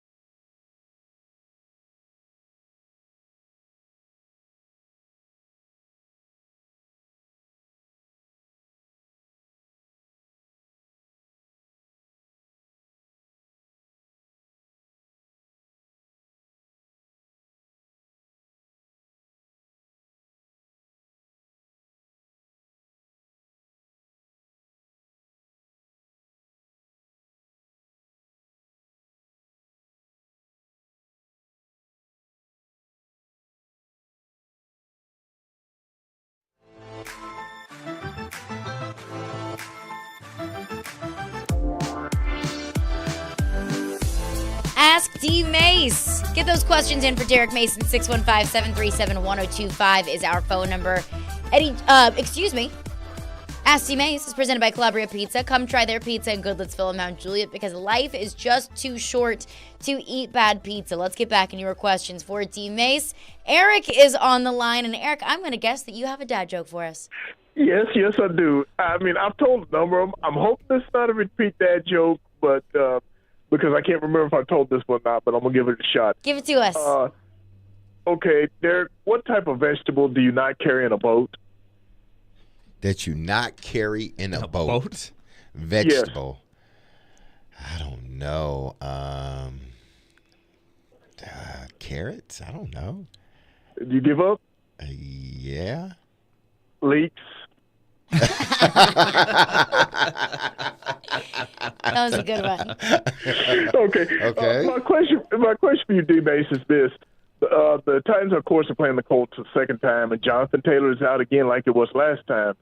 And, of course, they had the backup running back who ran crazy against them. What's his name? Zach Morris? Is that his name? Zach Moss. Moss. I couldn't think of his name. What do you think the Titans are going to do differently on game field to try and stop that? Whether it's, I don't know if it's like filling gaps or whatever, but what do you think they need to do differently so he doesn't run crazy like he did in Indianapolis? Guys, good talk to you. Y'all take care, and we'll talk to you again soon. Have a great weekend.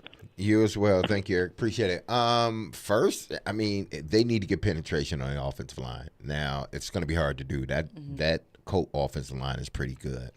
But they're going to have to get penetration. Guys are going to have to play their gaps.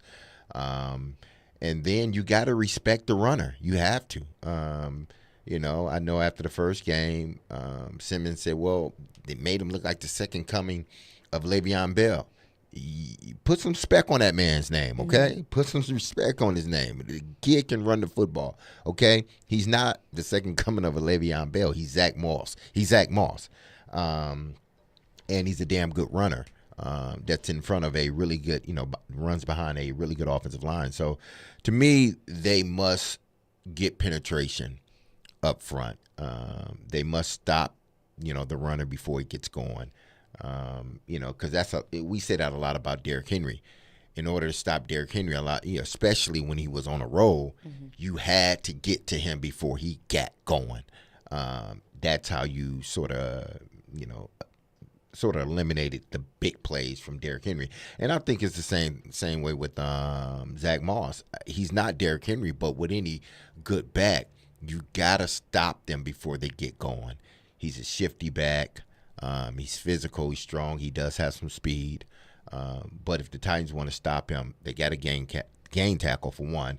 But then they got to get that penetration up front. And those linebackers got to scrape and start making tackles. Wes is on the line with a question for D-Mase. What's up, Wes? Thanks for calling in. Oh, good afternoon, guys. Guess I got a little dad joke for you here. Willie, I know you're a Star Wars person. Are you a Star Wars person, D-Mase? Yeah, I like Star Wars.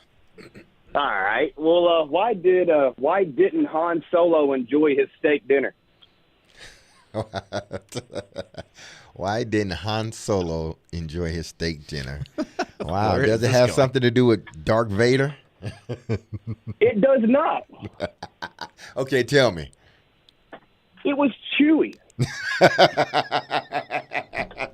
Chewbacca. Yeah. And then I like that one. I like it. By the way, Star Wars night at Bridgestone Arena coming up December 7th. So just throw that in there. Can you do it, Chewbacca? Yeah. I cannot. I'm ready for it. I can't.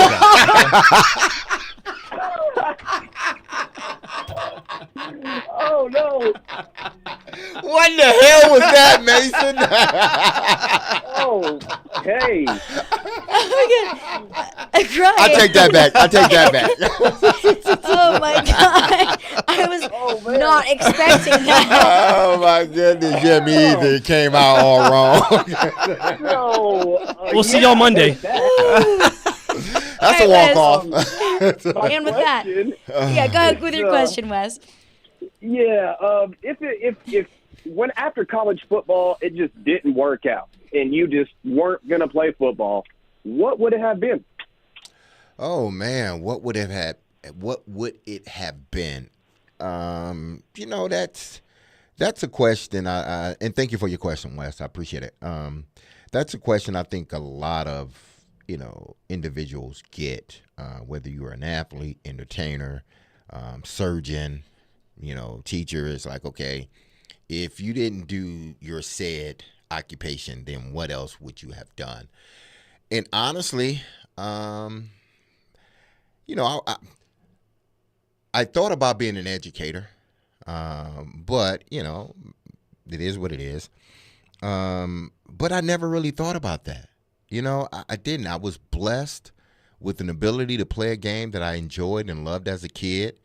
And it wasn't that, you put all your eggs in one basket, but it was, okay, I'm going to school, I'm doing this, but my job, my first job was football. My second job was going to school. That's just the way it was back then. And honestly, that's the way it is now. When you get your scholarship, you got to maintain the scholarship, I know.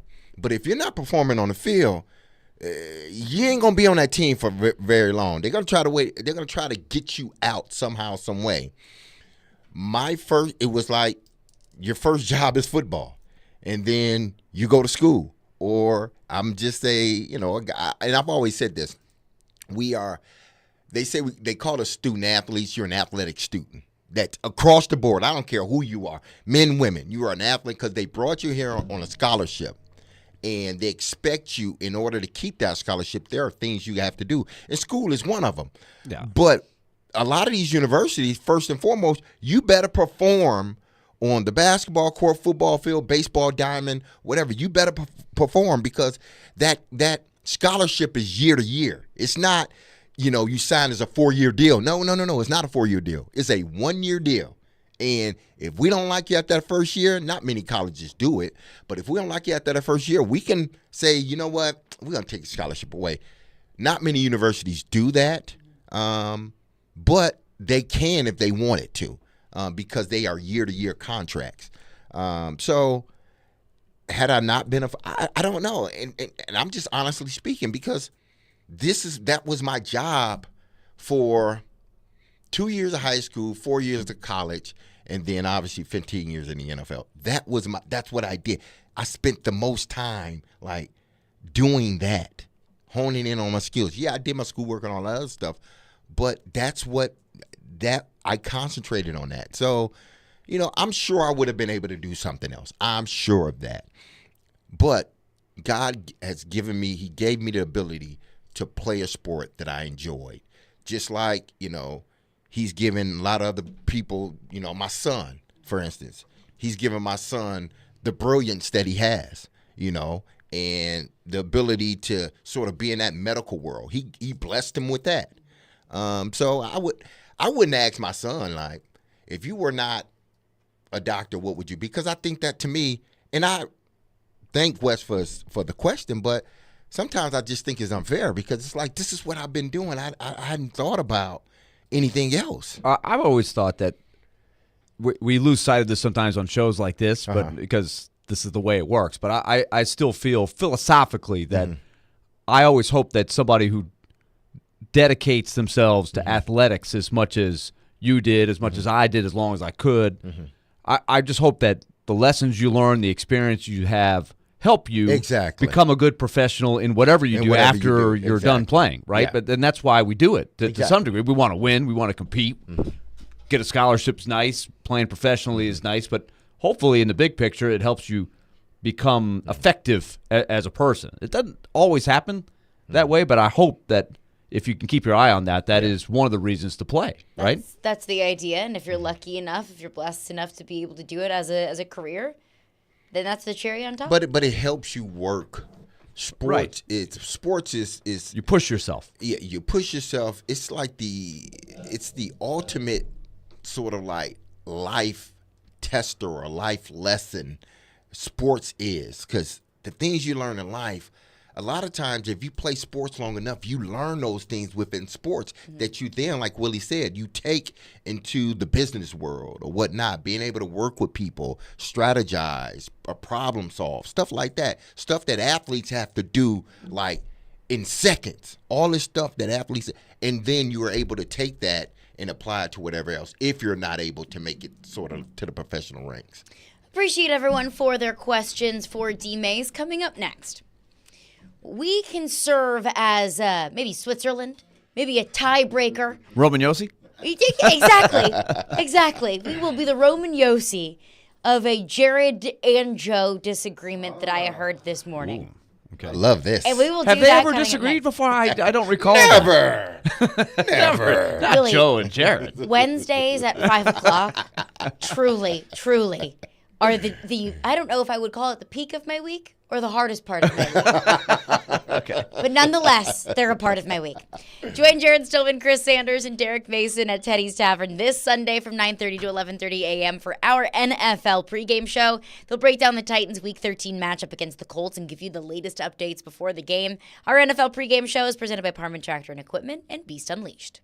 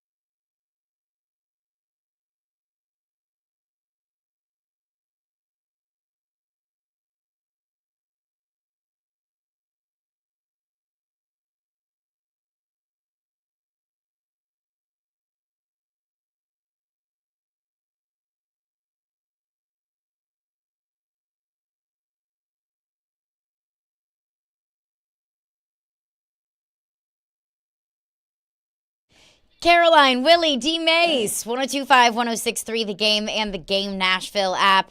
We are live from the Hiller Plumbing, Heating, Cooling, and Electrical Game Studios, and we're streaming live on Twitch, Twitter, YouTube, and Facebook Live every single day.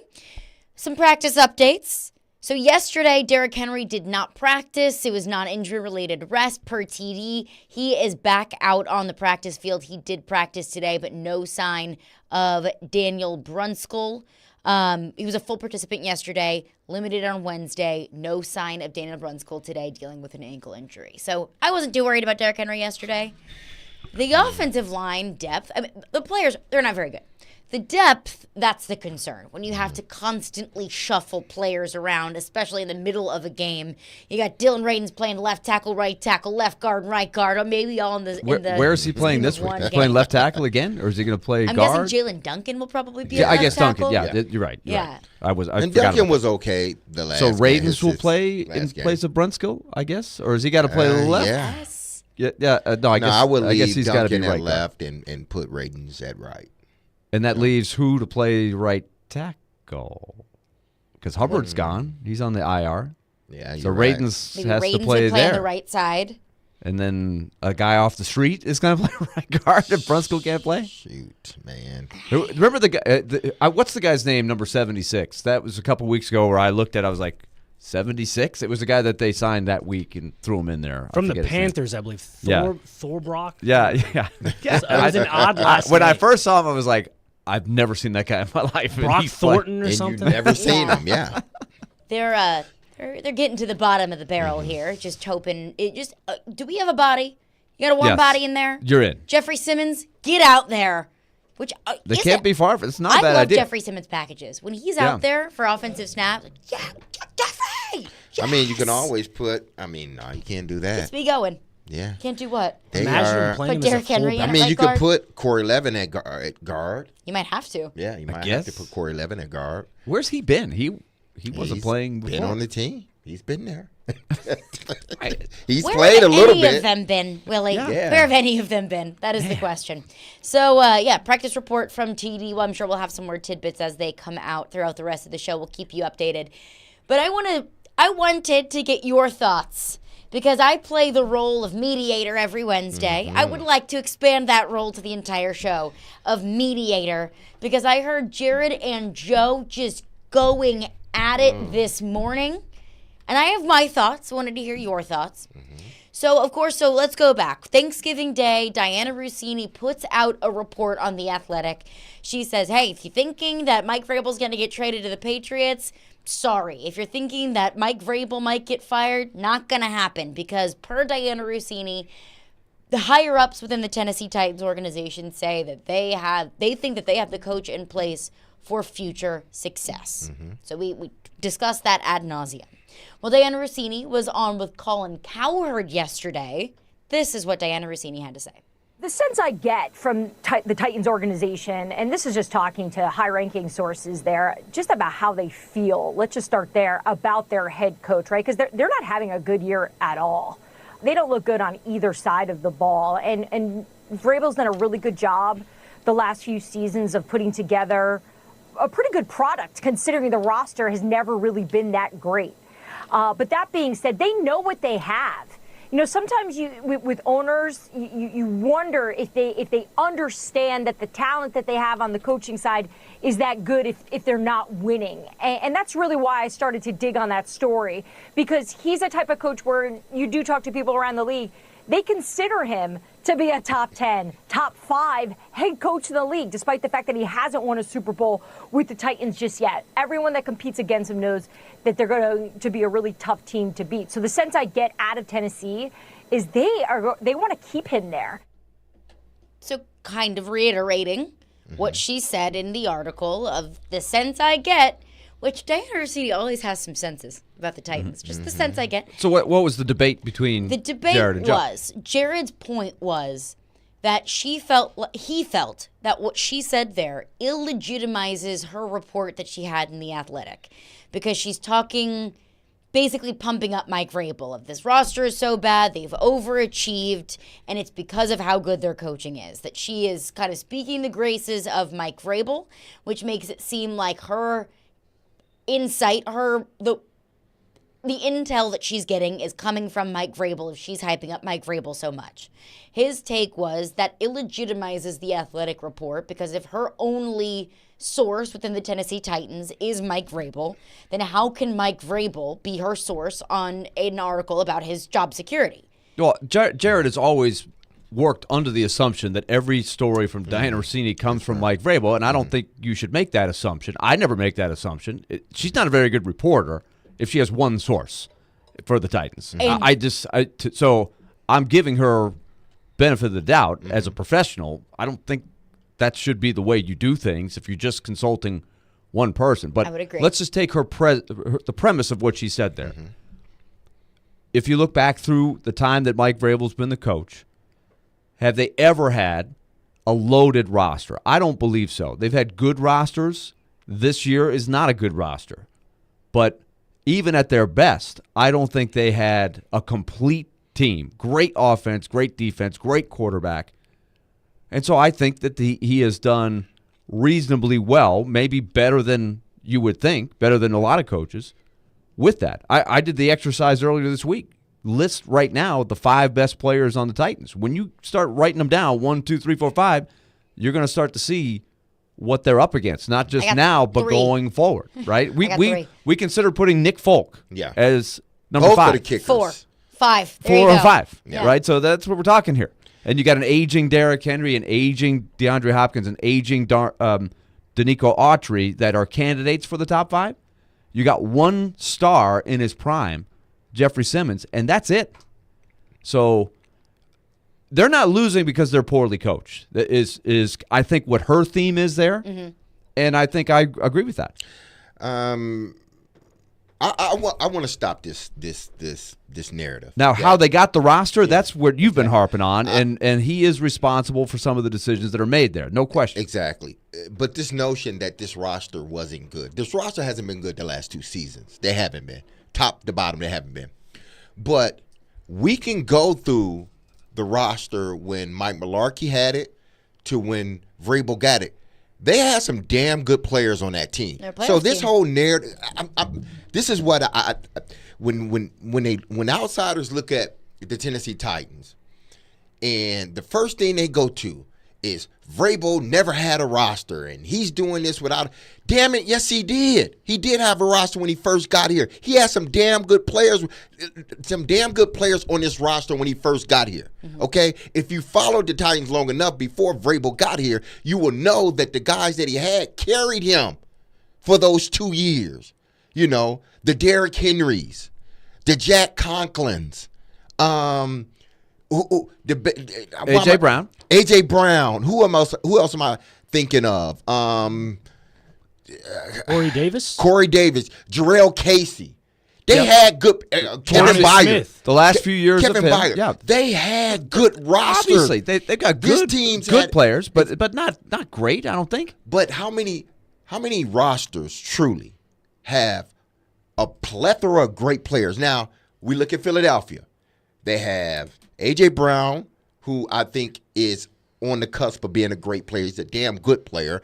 I don't count 1 or 2. I don't count 2 seasons or 3 seasons automatically. You're a great player now. But he's on the cusp, and he will reach that. A.J. Brown will be that great player. Devontae Smith, he's another that's on the cusp. Jalen Hurts, he's another that's on the cusp. We had questions about Jalen Hurts in the first few years of his career. But I think that's a good benchmark because that's a deep, talented roster. They are a deep, talented roster, and they are positioning themselves to be even deeper. This Titans roster, when Vrabel first took over, they had some damn good players on this roster. Yeah. For us to sit here and say, but not comparable to this Eagles team. I mean. Well, yeah, Jalen Hurts. Jalen Hurts is an MVP candidate. I would say it was Ryan Tannehill at his best was never an MVP candidate. Yes, he was not. The one year that he had, he was an MVP candidate. Okay, so his best year, but the defense was awful that year. But the defense was awful. What I'm saying that's what I'm saying. They never had the whole thing. But Philly's defense this year isn't great, but they have a quarterback that is really damn good. The defense has dipped for Philly. This team underachieved a little bit. This team, if they still had the same roster that they had 3 years ago, this team would be in a better position. People look. I think Diana's looking at it from the standpoint of Vrabel never had a roster. That's a damn lie. Vrabel did have a roster. He doesn't have a roster now. Hence, that's why they're losing. I think they're looking at it for at least Diana, and I can't put words in Diana's mouth, but I'm thinking the way that she's looking at it is, you never had a quarterback. Nobody respects Ryan Tannehill like they look at. Ryan Tannehill played that one when he had a became great the year. quarterback. He elevated your franchise. When he took Along over with from Derrick Mariota Henry, along and in with Derrick Henry. 2020, Right. Yeah. he had great years. But I think they're looking at the fact that Ryan Tannehill, even in his best year, he's not Patrick Mahomes. He's not But how there's people not view many Josh Patrick Allen. Mahomes I know than that. Josh Allen. And Joe Burrow and a Lamar Jackson. Like, nobody viewed Ryan Tannehill like that. In the 2021 year, when they're the most injured team in the NFL and they're still the number 1 seed in the AFC, I think that is how she is looking at it. How the outside looks at the Tennessee Titans and they say, whatever, it's Derrick Henry and nobody else. Even though that's not fair, not a fair evaluation, but I do have to give Mike Vrabel credit for that 2021 year. Derrick Henry gets hurt. Most injured team in the league, and you're still the number 1 But seed you in know the what AFC. happened? That's a pretty damn good coach. You know what happened? Their key guys were gonna. You had guys. You didn't have a bunch of guys going down, and all of those guys were out. Like in 04, Willie, when damn near the whole defensive starters were out. Yeah, it was a collapse. Yeah, it was just a total. He's never had that where all of those guys have been out at one time. Again, I think and I believe that Vrabel is a good coach. But to sit back and say, well, he never had a roster, that's a damn lie. That's not fair, and that's That is a damn lie. The last 2 seasons, his roster hasn't been good, and hence their record. And this team isn't very good. Before that, he had some good rosters he had veteran guys. I'm not disagreeing with that. Good rosters, yes, but a loaded team that had all But you don't the need elements of a championship But team. you don't no. need a loaded team to win a Super Bowl. If you have a franchise quarterback, you don't. But he didn't have that. But he He had a very good quarterback. But even in the AFC Championship game, it wasn't all the quarterback's fault. I mean, the defense, they didn't do their part. But the whole run with the quarterback, what was it, going into halftime or at the end of the game, where he had that huge run on one leg. Right. They It's like- had it. They led at one point. 17-7. Exactly. In that game. And then Kelsey goes, no, that was the year before. But I think That from was the something outside another time. perspective, though, would you agree with this? When you don't have the elite superstar quarterback, it makes your job Yes, tougher, and it does. especially the perception. I think you're considered a better coach if you can get a lot of mileage out of a roster that doesn't have the superstar quarterback. Like, look at the Giants right now. That coaching staff is getting so much credit for what they did last year, and Daniel Jones getting that team to the playoffs, and now Tommy DeVito, he has 7, 8 touchdowns since he's taken over as the starting quarterback. I don't even know where Tommy DeVito came from. Illinois. Illinois. There you go. Big Ten got no idea he's doing well. So you get that kind of credit whenever you make something from nothing. Yes, but he didn't. What I'm trying to say is this: when he took over this roster, he didn't make Right, he wasn't nothing a out of rebuilding. something. Yeah, he didn't make it was something out of already nothing. somewhat built. Yeah. It was already there. He had some young guys that were going to eventually be core guys: Derrick Henry, Corey Davis, Byard, A.J. Brown, even though they traded him away. Other guys on defense. They had core guys that were still playing at a good clip for them. And then once those guys started to get older, y'all didn't do enough to replenish the roster. Hence, that's why you've only won 4 games in the last 18 or something like that, 15. That's because the roster now isn't good, and what you're doing as a coach isn't enough. When you have a good roster, a loaded roster, I just got to keep everybody together. All right, so what was Joe? What was Joe bent out of shape out with Jared? So Jared's point was this illegitimizes her athletic report because it sounds like everything is coming from Mike Vrabel. And to be fair, the only news nugget in what she had to say there was that ownership thinks that he's a good coach and they're not going to move on from him. But I don't think that there was things in there that she said that was wrong. Joe's point was that's ridiculous and this is nothing. I mean, she's only reporting. And I have to lean a little bit toward Joe. I can't take anything away from that. It's nothing. It's like she's reporting how they feel right now. And maybe they feel that way after the season. Maybe they feel that way going into the next season. And we said that after the Diana Rossini report, we said ownership might feel like this today. Absolutely. How they feel tomorrow can be different. How they feel if you lose out might be different. What does Stephen A. Smith say? It's fluid. It's fluid. It's fluid. It's fluid. It's fluid. I'll give you a case in point. In the world of sports, let's go into the hockey world. Bill Guerin, GM, Minnesota Wild, 2 weeks ago, they're struggling. He comes out with a very strong stance publicly. Vote of confidence for the head coach, Dean Evison. Guys, you got to get it together. We're better than this. It's not the coach. Who was coaching the Minnesota Wild last night? Not Dean Evison. Yep. Nope. Not Dean Evison. It was John Hines. So I like you now, it but if was it's the same fluid. thing with It's Malarkey when Amy Adams Strunk said he is our Yeah. coach moving forward and fired him a week later. Right. So a lot of things can happen, especially in a 6-week span here. But I still think in a vacuum, Mike Vrabel is a good coach. Good coaches get fired. Of course.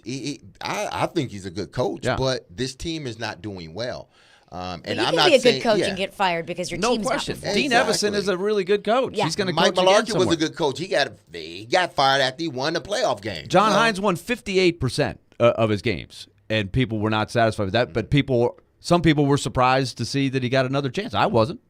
No, I mean, Good coaches. Sometimes it's who do you have at the time? How long have you been there? What are the expectations? Sometimes it just cycles that way. Right. I think Vrabel's a good coach, but I just want to, because every time I hear it, it's just like, well, what about Delaney Walker? So what are y'all saying? That he wasn't good? What about Jarrell Casey? He was on these teams. Logan Ryan. He was on these teams. Kevin Byard. So all these, the roster wasn't good. Yes, it was. It was a good roster. It may not have been a loaded roster, but how many rosters in the NFL are loaded? We only say they're loaded if you have that quarterback. Right. If you have that quarterback, then he masks a lot of things. And you're like, okay, this team can go. The biggest thing for me is I don't think that I respect The Athletic as a publication enough that they would not allow Diana Rossini to run with a report about Mike Vrabel's job security when her only source is Mike Vrabel. I think that Mike Vrabel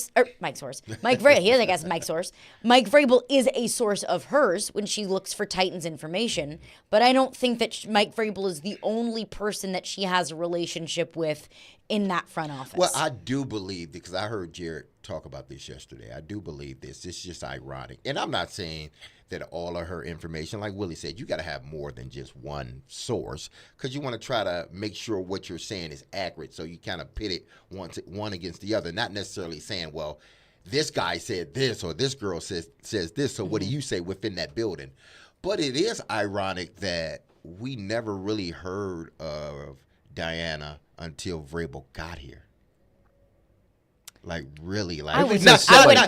I'm saying from a Tennessee standpoint.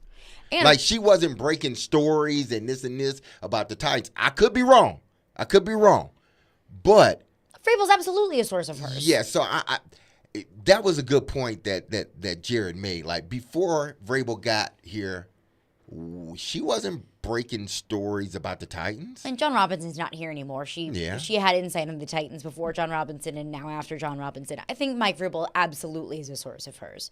But I absolutely do believe that the Titans ownership, or Titans higher-ups, as she wants to call them, probably did tell her that they believe that Mike Vrabel is their coach for success moving forward. Does that change? Maybe. It could. But you know what's also interesting? When you say the Titans higher-ups, plural, I'm not sure who those people are. Like who has influence? To be Amy Adams Strunk? Oh, obviously her. But Yeah. but who besides her?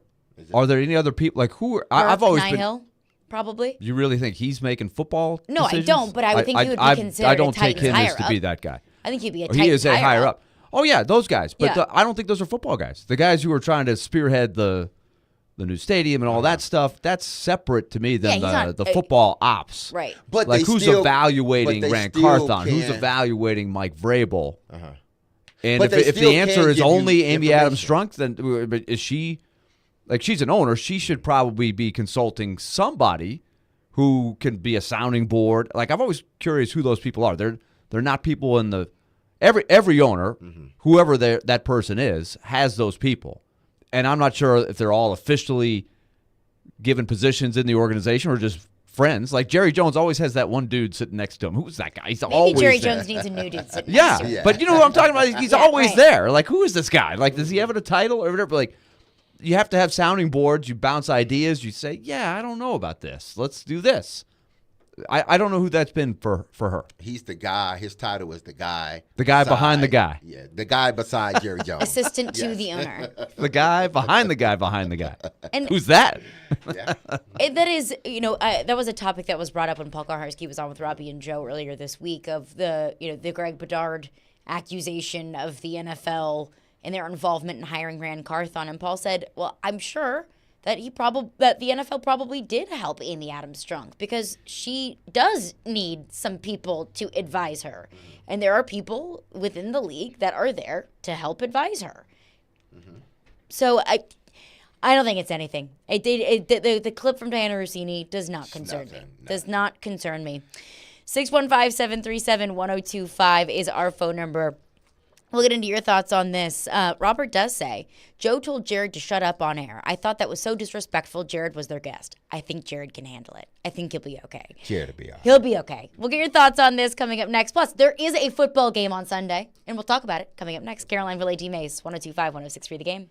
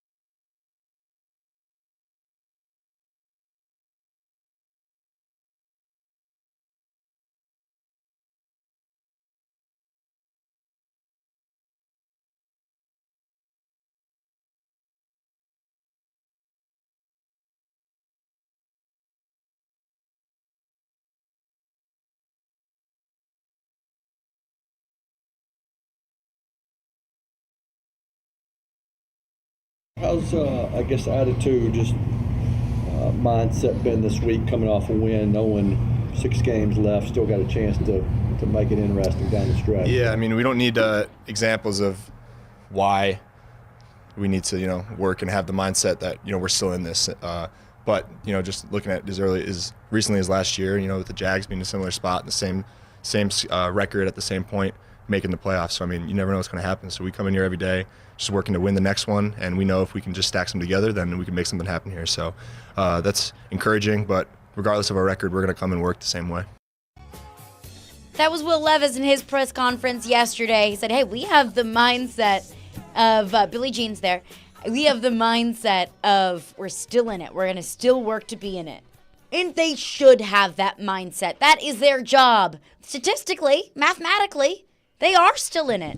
So when Jeffrey Simmons talks about the playoffs, when Will Levis says we still have a mindset that we're in it, they should think that way. But that doesn't mean that we have to think that way. Because does anybody actually think that they are still in it? No. But I was wondering what the odds. Sometimes you cite odds of what's the probability. It's always a dangerous. 0.4%. Is it 0.4? I don't know. I just made that up. I'll see if I can find one that has something like that. Let's see. The Titans are 0.7%. You weren't far off. Yeah, there you go. 0.7. Which means statistically they have they're a not. chance. They do. But I think right now, listen, depending on how this game goes, either the questions will persist in regards to the playoffs or the questions will stop. Mm-hmm. This is the week that it happens. Because if you lose this game, which means you are now 0-2 in the division, or 0-3. You'd be now 0-2. 0-2 in the division. And then 0-3. 0-3. And you still have, games within the division against some good teams to go. So if you can't win this, and that's not even looking at the outside of division games that are going to be tough. Dolphins, yeah, the Seahawks, yeah, those are going to be tough games. So theoretically, can they still make the playoffs? Yeah, but they can't afford a loss. Mm-hmm. Right. But I think if they lose one. Yeah, if they lose one, it's done. Sports Club stats. Mm-hmm. This is what I like. It's like, okay, what it is now is not as important to me as what do you have to do to get a realistic shot. Right. If they won 5 out of 6, according to Sports Club stats, they would still only have a 16% chance of making it. That's going 5-1. And they're not going 5-1. No, it's hard to see this team going 5-1. I'm not gonna say it just won't happen, but it's hard to see them, winning all but one game. But I don't think they can even venture and sort of put themselves in that space to even think about a playoffs right now. They got to just start stacking wins on wins, mm-hmm. and even if you win, 5 games and lose 1 or win all 6, other things got to happen for you to get in. Right. So, yes, you control your destiny to a point, but all those other teams control your destiny as well. So, to me, this team just needs to worry about this game. No playoffs, no nothing, because if they don't win this game, you don't even, approach them with a playoff, question any longer, because they're basically out of it. Now they have a chance, still have a chance. It's a far chance, but they have one. You lose this game, it's done. Yeah, you want to have meaningful games. I think that's the reason why internally mm-hmm. you just say, look, let's see if we win this game, and then mm-hmm. let's see if we can win next week. And as long as we got a shot, let's just keep playing. But I think from the big picture standpoint, what I'm looking for is how do you match up against the Colts? You've played well in your stadium. The Colts don't have a scary good roster. Mm-hmm. How does Will Levis look against this defense? I think that's can he take a step forward? Can he give you another little batch of confidence? Like I was listening to the MMQB podcast. Albert Breer sort of matter of fact, they talked a lot about Carolina firing Frank Reich. Mm-hmm. So they were talking about that game a lot. And Breer sort of said, hey, the Titans, they're not really good, and they're probably going to be looking for a quarterback in the next draft. And I was like, really? You're gonna write off Will Levis that fast? I'm not seeing that. Like, I disagree with him on that. I think he was just saying his opinion. I don't think he was reporting that he had talked to anybody like that. It was just his observation. He hasn't been that impressed with Levis. I think the jury's out, but these are the kind of games where maybe he's going to have a chance to compete. He's not going to be completely overwhelmed. Now, we'll see. Maybe the protection is going to be so bad that Monday we're saying he had no shot. Because that's what we said in the games down in Florida, at Jacksonville, at Tampa. He really didn't have much of a shot. Pittsburgh, he had no shot. Yeah, and he battled against Pittsburgh. In that game, I came out of there saying, okay, he was under all kinds of fire against a good defense, and he showed me something. I want to have that feeling of after him. This game. Yeah, have some moments where you're like, okay, this guy wants to be a quarterback in this league. He's getting better. And I think the idea about a quarterback in this year's draft, it could be something where it's not an indictment of Will Levis, but more so the Titans might have such a high pick that they could get a quarterback that is an absolute franchise changer. That is, all right, I know we took a quarterback in last year's draft, but this guy is the year before.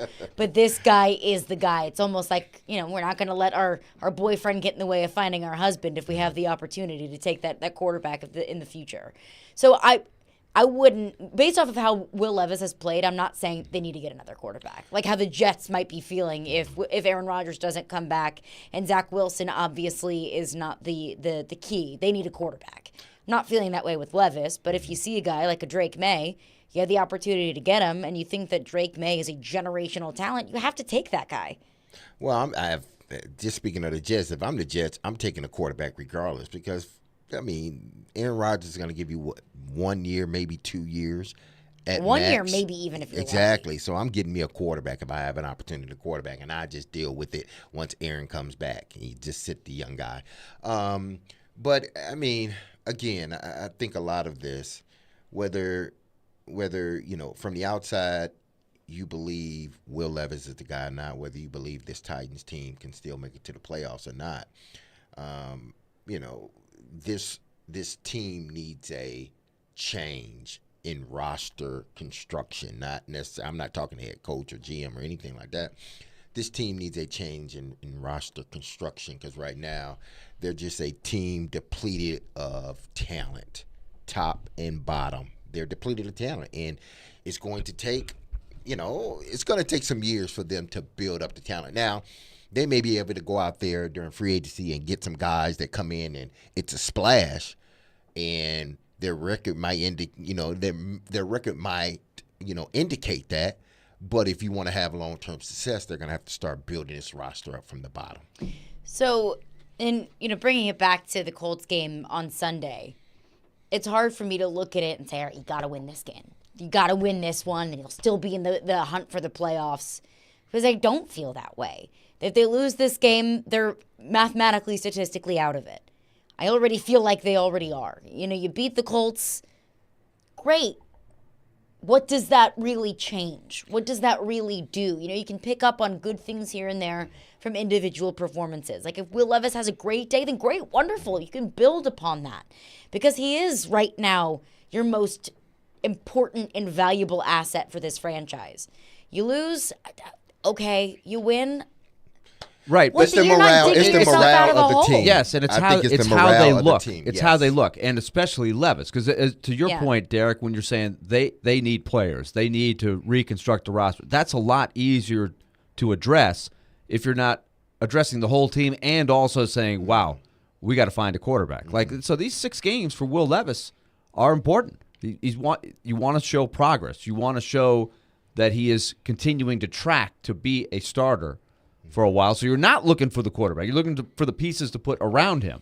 And I don't know that he's there, but he's played encouragingly enough to say, okay, we got to see if this guy can play. Yeah, and the winning is for the morale of the locker room, regardless if they make it to the playoffs or not.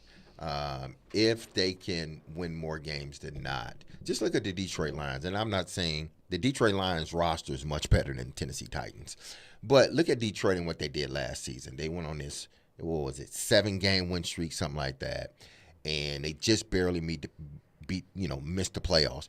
But they had this momentum. They had this this drive. They had this confidence going into the next season. Like, okay, we figured this thing out. We are a good team. Hence their record now. I think they're 8-3. Yep. So they took what they had and they built on it, but they had the confidence like we are heading in the right direction. For me with the Titans, I've said it doesn't matter in regards to Will Levis wins and losses. I think what matters to me with Will Levis is that he shows that he's maturing every time he goes out there. He shows that confidence, that leadership that guys said he showed last week. We need to continue to see that. Making, the tough throws, standing in the pocket. That's what I want to see. But for the team, I think if they can pick up victories, it gives them a different outlook at the end of the season, knowing that, hey, listen, we got to build this roster up, but look at what we did at the end of the season last year. Even with our deficiencies in our roster, look at what we did, and now we're about to add to it. So you're going to the offseason and to next season feeling a lot better about yourself than you do now. Let's get into some of your thoughts. 615-737-1025 is our phone number. Phone lines driven by WilsonCountyHonda.com. Andrew Texan says, the most terrifying thing with Levis is what if he's good enough for us to have him for 3 or 4 years and he isn't the guy? All the quarterbacks we didn't take because we were trying to figure out Mariota has me jaded. I see it from two sides. It happens. There are worse things than having a good, solid quarterback for 3 to 4 years. Well, that's there are some franchises that are trying to find one solid quarterback for at least just a season. That's why you got to surround him with players. You have to. Because, he may light it up for 3 years and then sort of kind of fall back to just being a good quarterback. But even good quarterbacks with a good roster, some good players, can make it far in the playoffs, can advance in the playoffs, can potentially get to a Super Bowl. So it's, as Will Levis is growing in this offense, the important thing is what do they surround him with? Another texter texts in, says the players always carry a coach. Coaching only gives you such an edge. A.J. Brown and Derrick Henry really covered up a lot of the injury season. Well, Derrick Henry was injured. In that, I'm guessing the injury season is the 2021 season. Yeah, the year before. Yeah, they overcame a lot of injuries and still came out with the number 1 seed that year. And Derrick Henry was injured that season. Yeah. He was out the latter half of that year. That was pretty amazing. But that was the year to get the number 1 seed with all that they dealt with, and they had that was the disappointing part. They got everybody back, and you're like, okay, they've got their guys. Even Julio Jones was giving me a flicker of hope, like he was healthy going into the last game. He'd had a decent last game or two, if I recall. Yeah. And you're he like, caught a okay. touchdown pass. Yeah, remember, I called it, too. And Texans. everybody was like, I can't believe it. I can't believe it. He actually caught one. So I'm thinking, okay. He did catch one in Seattle. It just didn't count. Yeah. Right, and that was early in the season. Yeah. And then he disappeared for, it seemingly, like 3 months. But that was that team at that point. They still was the older guys were still carrying the team. They were going for it. Exactly. That they were in the window on that one. What do you think about the idea that players always carry a coach? You need good players.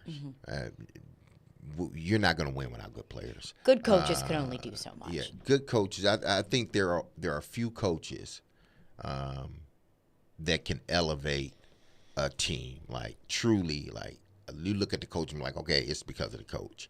But even that, he can't do it without the players. Bill Parcells isn't the guy. He's not considered one of the greatest of all time if he doesn't have Lawrence Taylor, Harry Carson, those guys on defense, because their offense wasn't anything to write home about. I know it was a different time, but it wasn't like they were lighting up the board. They had Mark Bavaro, and they had in the backfield, his dad in the Maurice backfield. Carthon. Maurice Carthon, Joe Morris. Yeah. So their offense was good. They had a good offense and a great defense. A great defense. So even the great Bill Parcells needed great players. The great Bill Belichick needed a great quarterback.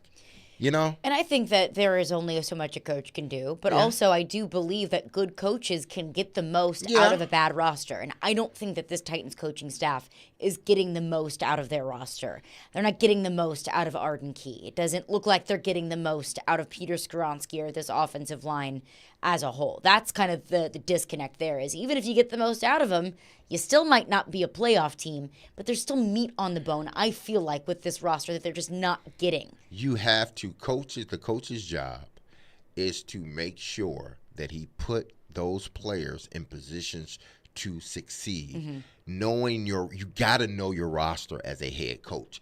And I say that because you know what players you can put in certain situations and what players you can't. There's a reason why, some guys only play on third down. There's a reason why, some guys only are returners or whatnot. Because the coach, their job is to put you in a position where you can succeed, wherever that is. If it's an every down guy, you put him out there. If it's just a third down guy, then okay, I'm going to put you out there and you're going to succeed. Now, when you have an opportunity to play more, then you need to elevate your game. But as a head coach, I need to put my good players, even the role players, in positions where they can succeed. Let's take it to the bank. Coming up next, Caroline, Willy, D-Mase. Tune into 93.3 Classic Hits tomorrow for MTSU men's basketball. The Blue Raiders will take on Wofford at the Murphy Center with pregame beginning at 6 o'clock and tip-off at 6:30 p.m. Coverage also available on the 93.3 Classic app and at 93.3classichits.com. Also, you can make your silly underdog picks for your chance to win weekly prizes. You can play at theGameNashville.com or the 102.5 The Game app. Silly Underdog Picks is presented by Volunteer Hose and Gasket.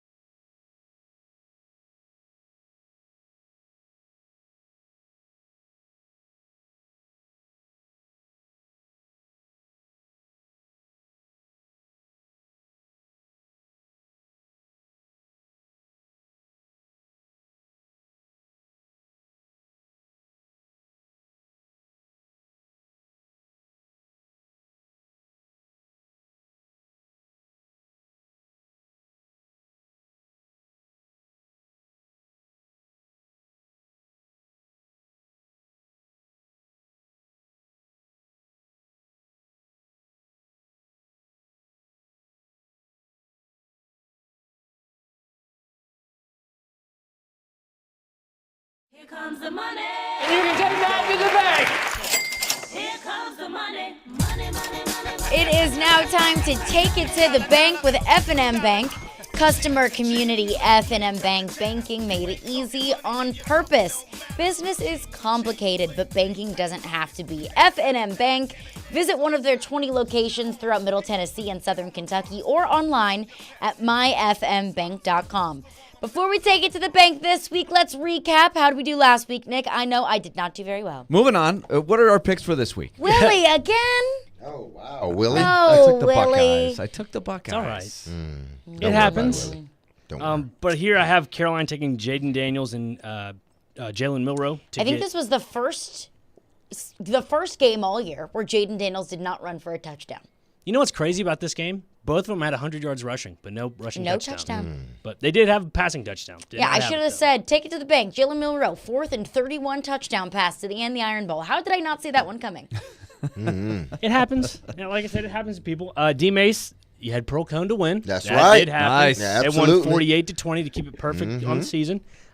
He also had the Preds to win by 1 goal. So they actually won, I think the game it was Saturday was like 4-2. Doesn't count. So are we What? counting it? Doesn't Not count. counting it? Oh, You said 1 goal. Come on. Give it to No me. cash? Yes, cash? I don't know. I'm gonna lean no on that because you did say 1 goal. It was 2. Oh, gosh. I'm gonna be a little Throw the strict challenge this flag. week. I don't want to be in So your this class. is actually wait a minute. This was who did they play last? I'm This trying was to that remember. Thanksgiving week. We did it on a Wednesday. We did it on Wednesday. did. Yeah. So Is that the Calgary game? It would have been.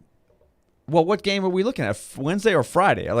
I'm trying to think of. What game did D-Mase say? It was the game of that night. Okay, so that was 2 goals. No, it was Yeah. Friday. It was Calgary. Friday's game. Yeah, Nice. nice. It was Friday. Well, that was 8. That was 8-3. Dang it. Yeah. It was. As for myself, You meant the Jets game on Sunday Yeah, night. there we go. That's what you meant. Sunday, there we Yeah. go. As for That was a myself, 1-goal game, 3-2. Yes, You there were we right. go. Good job. Absolutely. Look at you, D-Mase. Little double cash there. Took Amon-Ra St. Brown and Lions to win. That did not happen. And no big man touchdown. I looked all over the NFL. No big man touchdown, surprisingly. There was a 99-yard pick six. Did not happen. So after that, here are the standings. Caroline sitting at 71. D-Mase at 68. Willy at 41. Tight race. And I'm at the bottom with 31. So Coming back. Willy, you're not in last place anymore. It's December. It's December. It's a new month. Santa Claus is going to be nice to you. I have a feeling. I've had But two leader, bad months. Caroline, go ahead. All right, I will kick us off. I will stick in college football. We've got a Pac-12 championship game tonight. I'm going to say that Bo Nix throws an interception. And also, Alabama will combine for at least 100 rushing yards against Georgia tomorrow in the SEC championship game. Not too shabby there, Caroline. All right. Thank you. I'm speaking bad Bo Nix game into existence. It's just like an Auburn type thing where he left Auburn. You got to have that bad juju in return. Bo Nix throws picks. He's still got it in him. I like that. Oh, That's Nick pretty throws good. pick. I like that. As for number 2, D-Mase, you're in the standings. Go ahead, sir. Oh, man. You know what? I'm going back to the well again. I'm picking Pearl Cone to win the state championship. Let's go. Let's go. Bam. All Yes. right. Let's get it Firebirds, done. Pearl Cone. I I'm love picking them it. to win the state championship, okay? Win Love that it. chip, bring it back here to Nashville, in their class at least. So I'm taking Pearl Cone. And Iowa will not score a touchdown. So you're just saying that because they're going to kick 2 or 3 field goals. Yeah, I'm Okay. just saying they will not score a touchdown. That feels pretty safe. Yeah. You kind of hope they do, though. I hope they do, but that's a safe bet out What there. if Iowa beats Michigan 9-6? Oh my! They beat them playing their own style of game. Exactly. I win. Both. I win and I win. Wow. Yeah, there we go. There we go. But then I lose because Chris And gets Chris the Sanders 20-some wins. points. So yeah. But he All ain't right. gonna catch me Go ahead, anyway. Willy. All right, I'm going to go with a something a little different. I'm going to say, based on the trends we're seeing in the league, that at least 4 teams in the NFL will score 12 or less points. Wow. Okay. It's a 4. December. It's the 12 or cold less. weather. Is that what you're getting There's at? just a lot of bad offense out there. Like, I'm counting on the Jets to be one of those teams. Yeah. That's probably fair. Patriots. I feel like I got a Patriots. shot. Cardinals. Titans. Yeah, Cardinals, Titans got a Titans. shot. You never know. So I need 4 teams to come up with just a dead fish. 12 or less points. Okay. All I can right. see Like that we've happening. seen some Monday night was what? 12-10? Yeah. That's gross. And that was a game-winning It was field goal, bad. 12-10. We had 10-7 Patriots, Giants. Never underestimate the Patriots' ability to score 12 or less. Yes. I feel like they're a candidate. Are the Giants up there too? 12 or less? They got a It shot. could be. They got a shot. Mr. DeVito is helping them out a little bit, but they Tommy touchdowns. But actually, the Giants, I think, have a bye, so they're not. Well, they definitely won't. They're not going to score 12. So on a bye week, is that I've already won? It's in There's play. 4 teams. I didn't say they had to play a game. Quickly before we dip, Titans score predictions. Oh, man. Oh, boy. It's going to be a tough one, I believe. I think the home win streak ends. Indianapolis wins 20-17. I'm going to take the Titans to win 20-17. I think you guys are all over the around the score.